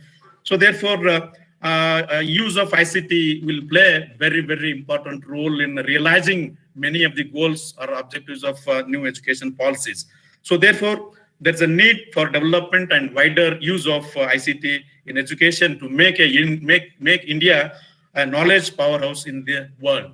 So friends, I won't take so much of your time. With these remarks, I thank the organizers, Professor S.T. Bagalkoti sir, and then Harish Ramaswamy sir, and Gururaj Hadugli for giving me an opportunity to share some of my views on this occasion. So thank you very much. Thanks a lot. I also request our both the teams to organize many more such programs for benefiting the teachers and as well as the students amidst this lockdown period. So thank you very much, sir. Thanks a lot for giving me an opportunity. Thanks a lot. Over to Gururaj Hadugli, sir. Thank you for summarizing and what needs to be done by the IQAC and HRDC in near future. Now I request Professor M.S. Subhash sir, former Vice Chancellor, VSK University, Bellary, to address the gathering. Very warm, should I say, rainy good evening to all of you. I've already spent quite some time sharing my thoughts and views. Professor Bagalkoti, a good friend of mine, director of IQAC, and who has organized this wonderful FDP. Professor Ramaswamy, another very good old friend of mine, who heads the HRD center at the university. Professor Biradar, whom I got to know recently only, because I was not here when I was out of KUD for about 4 years. And Professor Biradar, I've heard lots about you, the wonderful work. We are very happy that you have done the finance officer's job, which I had handled quite some time back. Yes, sir. I can share a lot of tips with you on what happens. Under river finance tenure for corpus 4 crore corpus fund. Oh yes. You were even in HRDC. Yes. So anyway, after doing a little stint at Vijayanagar University, I learned a lot more of things that happen in a university which needs to be properly handled. I can definitely share a few of my thoughts with you anytime, whenever it's free. And I'm very happy that the university is organizing such a wonderful workshop. Both IQAC as well as HRDC plus all of you. So many of you are attending this. I saw almost 88 or 90 people attending this particular workshop. It's a wonderful one. Everybody is attending this workshop, and it's like we have our own experiences of doing the online courses. We have been handling online courses for our students, and many times we think the students are there listening to us or not, right? And many of our students have learned the art of putting the system on and going out and coming back after 30 minutes. So this has also happened. Why? Because maybe they're not very comfortable with the technology. Maybe they're not getting much from the sessions that they had. But looking at so many of the participants, especially teachers from various colleges and the universities, it basically means that this particular workshop is really valued by all of them, very much valued by all of them, and that it is really going to help them in their career. And that is why they're investing so much time and so much of discomfort also. They're investing in that to make sure that this particular engagement is fruitful. I'm very happy. I'm basically a person who has taught in Karnataka University for 32 years. I have been involved and associated with Institute for a pretty long time. I've seen its infancy when we were only 30 students. So today we are having some 800, 900 students. So we've seen it grow. We have not only seen it grow, but we have seen it in such a way that at one point of time, we used to have something like 17, 18 affiliated colleges of MBA to the university, and giving us a huge amount of revenue in terms of exam fees, registration fees, and all that. A lot of fees were coming from them. And I remember we used to say that almost 1 crore of rupee comes from all our affiliated colleges and all that.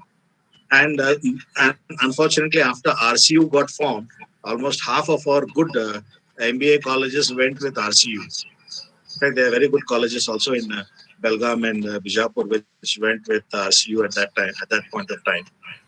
A lot of interesting things that the university has, which I should share definitely. I feel very proud to share, is that university had our department in the university, Karnataka University, we had started the PGCET. Our CET is as old as since 76, we have been doing the common entrance test. After Professor Patan came in as a vice chancellor, he saw this model and took it to the Karnataka state. And from there, we got the PGCET. We were admitting students from all over India. Today, we admit students within the Karnataka University setup on them. So there are a lot of changes that have happened over a period of time in terms of the complexity of the course. But the biggest, should I say, explosion that has happened, as Professor Biradar mentioned also, is that pandemic.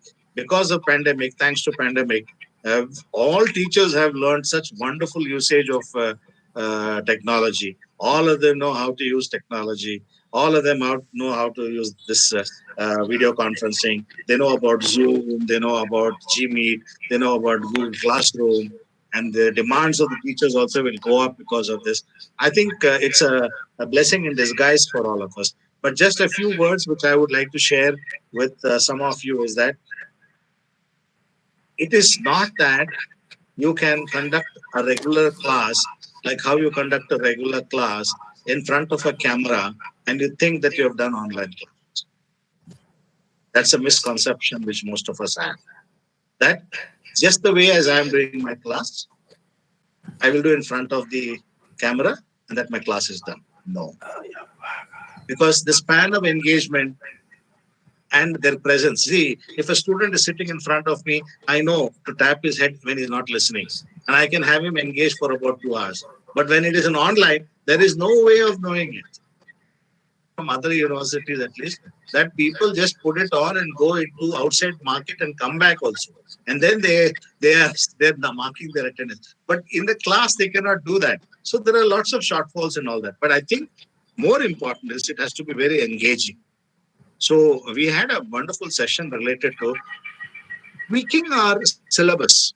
We have to tweak our syllabus such a way that what can be done online at their own pace, at their own homes, I don't have to do it.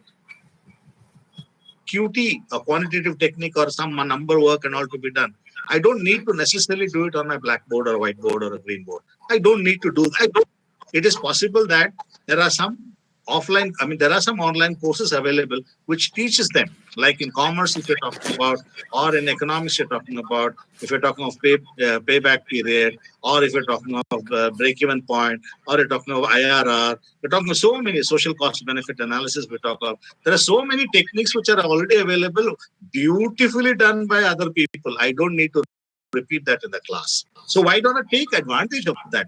So I have to make sure I split my syllabus into various, I've called them as modulets, actually. One module should be split into several modulets, and one part of the modulet I may need to teach because it is necessary for me to be physically present. Another modulet, maybe I can tell him, go to this particular source, an online course, and then take that material from there. Third one requires him to do some work at home. So there are ways by which people have evolved methods, and it's a long way off for us, I can tell you, because I know of some institutions which have taken 2 years to develop online courses. Not just that I teach whatever I do, regular teaching I do in front of camera. No, not that way. But they have. I can share with you that their 75-minute course, there's a class, is split into 45 and 30. So what they do is they spend about 2-3 hours giving the 30-minute video presentation. So that 30-minute video presentation has got nothing to do with the class. It is one way throughput completely. It is asynchronous, as we say. So it is just that you just talk about it, and that is. So this 30-minute video is given to them in advance. It's almost like a flipped classroom that we talk about. In the next 45 minutes, I am physically present before the students and then doing the final bits and pieces to put them together.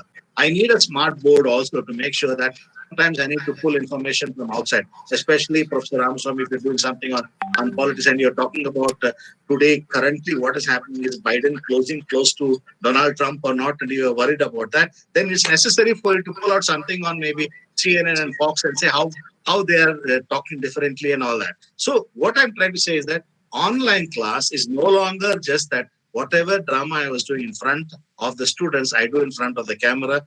No, there is a change. So it needs some time for us to think about it. So let us appreciate that there is a need for reworking on that. Let us rework on it. It may take 1 year, it may take 2 years, but we are in the process of doing it. I'm sure we'll be able to do wonderful work. And I should say that whatever Professor Bagalkoti and Professor Harish have really done in this particular workshop is a wonderful workshop. This is the workshop. We should have more and more of this slow group of 100, 200 teachers into a place where we have the best teachers as far as online classes are, or blended classrooms are, or maybe hybrid classes as they call it. So I have already done enough talking. I don't want to do more. All I'm saying is that I would like to thank the organizers, especially Professor Bagalkoti, Professor Harish Ramaswamy, profusely from the bottom of my heart. I thank you all for giving me an opportunity of sharing my own thoughts with you. I hope it was useful. And Professor Biradar, having graced this particular thing and having listened to whatever I was sharing, I hope it was useful. And if there's any way I can help, because I'm now a retired person, I'm available all the time. I hope that I will be able to spare a lot of time on all of. I'm spending more of time only on startups. I'm spending more time on startups. I would like to help my students to start their own enterprises. That is where, especially in rural and small enterprises, micro enterprises, I would like to spend some more time. And of course, I'm also going to help a lot of other institutions in and around Karnataka University to be better, because I think the challenge of NEP is really huge. And sooner the colleges realize, they will be better off. With these few words, I thank once again for giving me this opportunity. Thank you once again. Thank you, sir, for your wonderful speech. But as far as technology is concerned, there are many merits and demerits. But I am of the opinion that technology has to be used as a supplement to the traditional method, not as a replacement to the traditional one.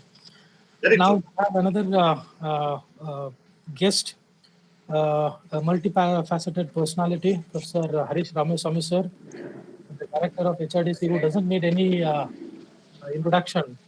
I straight away request Professor Harish Ramaswamy sir for his presidential remarks.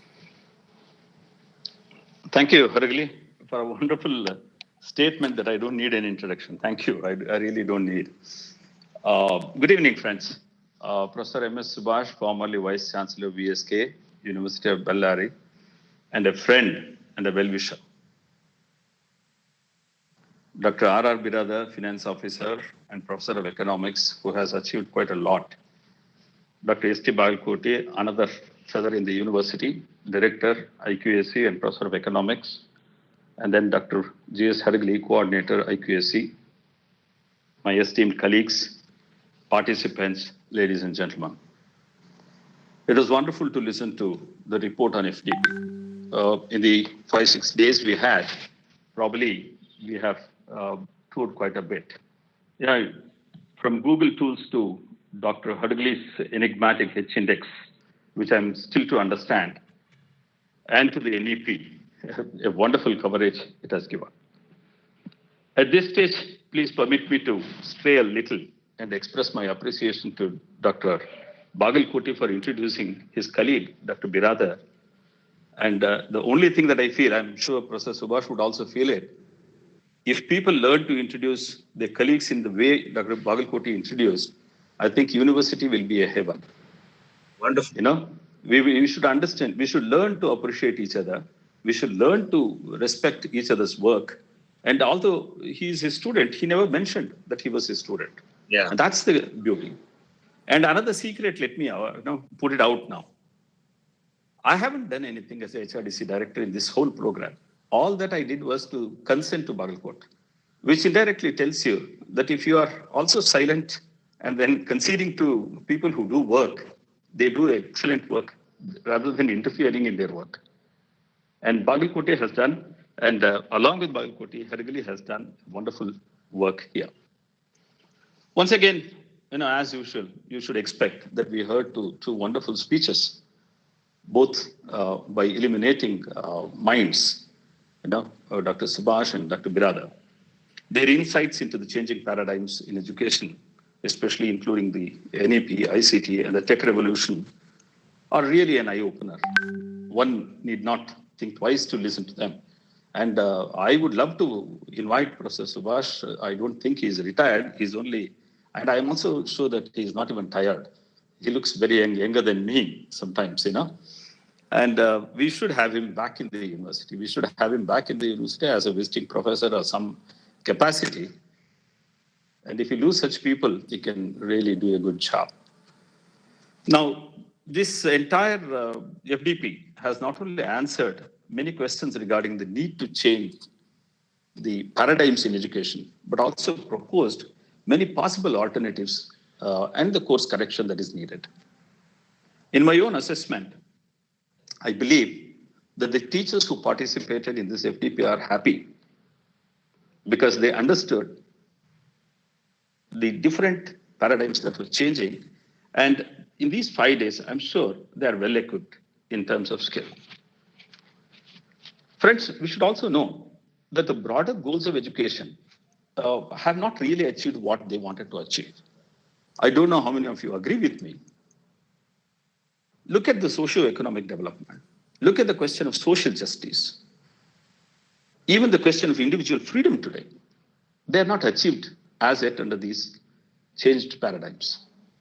Despite our investment in the commitment to impart value-oriented and quality education, we have not been able to build a society which has empathy and to bring about people together.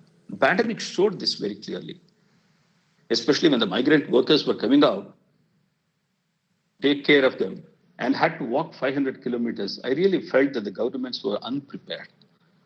And one responsibility I see is completely on the universities because we are not doing that kind of a research which educates the state.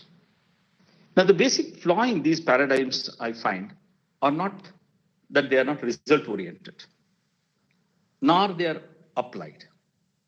They don't consider the fact that there is a huge difference in the intellectual makeup among various sections of the repertoire, linguistic or otherwise. So if we want to use education for broader goals, we need to go beyond the most accepted behavioralistic paradigm. So this would give us an opportunity to revisit the goals of education and an opportunity to rethink the process of learning, where the role of the teachers and the students must be determined. The learning process has to be built on what the students know and what they need to know. This means that the meaningful learning can only take place if students are actively engaged in the classroom and their opinions are sought and their experiences shared. I find in my almost 30 years of experience as a teacher that it is mostly one-sided. We have not made it a dialogue as yet. The kind of learning that is based on the principle of constructivist thinking, which is a new paradigm, I think where teachers and students are engaged together in the construction of knowledge in the classroom is what is required today. Now, in this vibrant paradigm of teaching and learning, both will have to make their efforts because learning does not come in a passive mode. While teaching demands exploration of knowledge to face intellectual challenges of the day, the students will have to work through their way to achieve what the teachers have been suggesting. Now, there is also something called zonal proximal development, zone of proximal development, where the pedagogy is inspired by this idea. You find that the constructive paradigm has direct implications. So there are a lot to learn being a teacher and to be a teacher for the future. Because most of the time, we end up only with the pedagogy, but we also have to move towards what Malcolm Knowles called the andragogy. Both are essential. We need to combine them and then we need to work on that. But if we have to really prepare the students for the 21st century, we'll have to take this challenge on and equip ourselves and the students with critical skills that are able to come up with creative solutions to the problems of the real world. Where our universities have failed so far is that we have not been able to provide solutions to the real world problems, which are fast changing. I'm sure these 5 days of exposure has given you enough inputs to transform your personality as a teacher. As participants, I'm sure you will look inwards and try to change in the days to come. If we can change for the better, our purpose of 5 days of this FDP is served. I'm sure Bagalkote and I would be very happy if some of you give us your feedback after you go back to your classrooms or through online and use these tools which you will learn. I once again thank Professor Subhash for being amidst us despite his schedule, and we are happy that he has come back, and I want him to be in the limelight all the time. I thank all the staff and coordinator and the director of IQAC for associating us with them. And I finally thank all the participants for their patient hearing. And I also thank our finance officer. Brother, get into administration, academics will be the loser. I don't want him to forget his academics. While he does his mathematics, I want him to sit back and write or take classes, which I'm sure he is doing, which I did all my career, whichever position I was in. I'm sure these things would definitely take us to a greater height, and I look forward to my association with IQSC for such wonderful programs. And there are two good brains in IQSC. So thank you very much for this wonderful evening. Thank you. Thank you. Thank you. Thank you, Professor Harish Ramaswamy. Very well said. Very well. Remarks. Now I ask Professor S.T. Bagalkote, Director IQSC, for his vote of thanks. Good evening, all the dignitaries and participating teachers. I reiterate one sentence which Professor Harish made, that learning never ends for a teacher. Whether it is new knowledge, new technology, pedagogy, whatever it is, we have to continuously learn. I take this opportunity to thank every one of you who have been part of this successful FDP. At the outset, Professor Harish, Professor Subhash, and Professor Biradar, I should bring to your notice that the set of participants we have was there consistently for all the 6 days. Even not only on Google Meet, but also on the YouTube.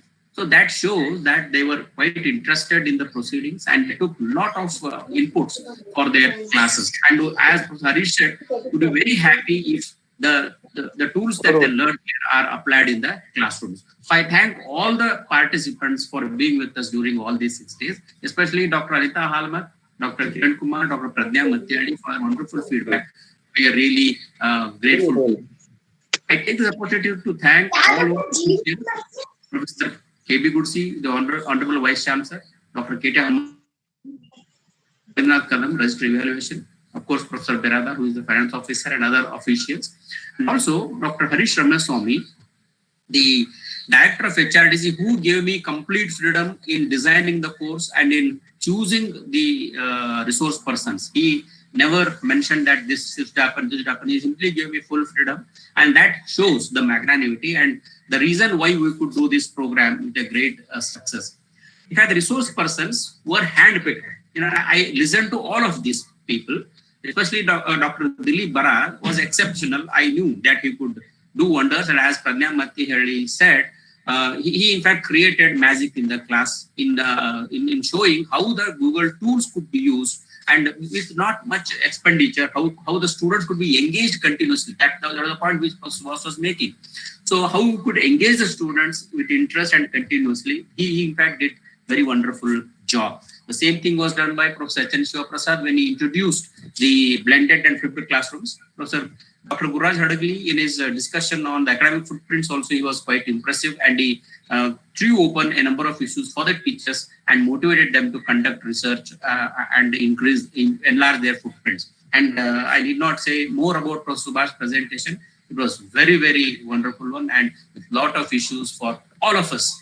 And I thank all of the resource persons for their time and for their valuable guidance in this particular thing. And for the valedictory function, we requested Professor Subhash to stay back to be the chief guest. I thank you very much, sir. You made the function very, very special. That's what I could say. I also thank my my colleague, Sarah Biradar, who is the finance officer. And he initially hesitated, saying that there are many bigger people involved. Why should I be there? But I insisted that he should be there to be as the guest of honor, and he considered to my request. And I thank you, Professor Biradar, for being with us on this occasion. I thank Professor Harish for all his wonderful remarks and wonderful comments that he advice that he gave to the teachers. And I thank my coordinator, Dr. Gurraj Hadagli, for managing many things behind the show. And I thank Mr. Anil Talwar, the faculty from Library Science Department, who provided us a lot of technical support during all the 6 days. He was with us, and for any heck and call, he came and gave us the technical support. I thank my office staff and Veena Desai, Basavaraj, and the staff of the HRDC who cooperated in doing all these things. Dear friends, as it was expected, not stopping here, we are going to conduct many more programs. We will be announcing in due course of time. And whatever sessions we have done, they are available on YouTube. If you just hit KUD FDP, all the sessions you will be able to access. So practice and you will be do that. So it was a very wonderful being with you for all these 6 days. I thank all of you once again and thank for your support. And in future also we wish to do the same thing. So thank you very much once again and wish you a nice weekend. Thank you very much. Thank you. Thank you so much, sir. Dear participants, there is an announcement. Within an hour, you will get a feedback form and they just fill it up and then revert back to us, and automatically the certificate will be dispatched. Thank you very much. Thank you very much. So much, sir. Thank you. Thank you. Thank you.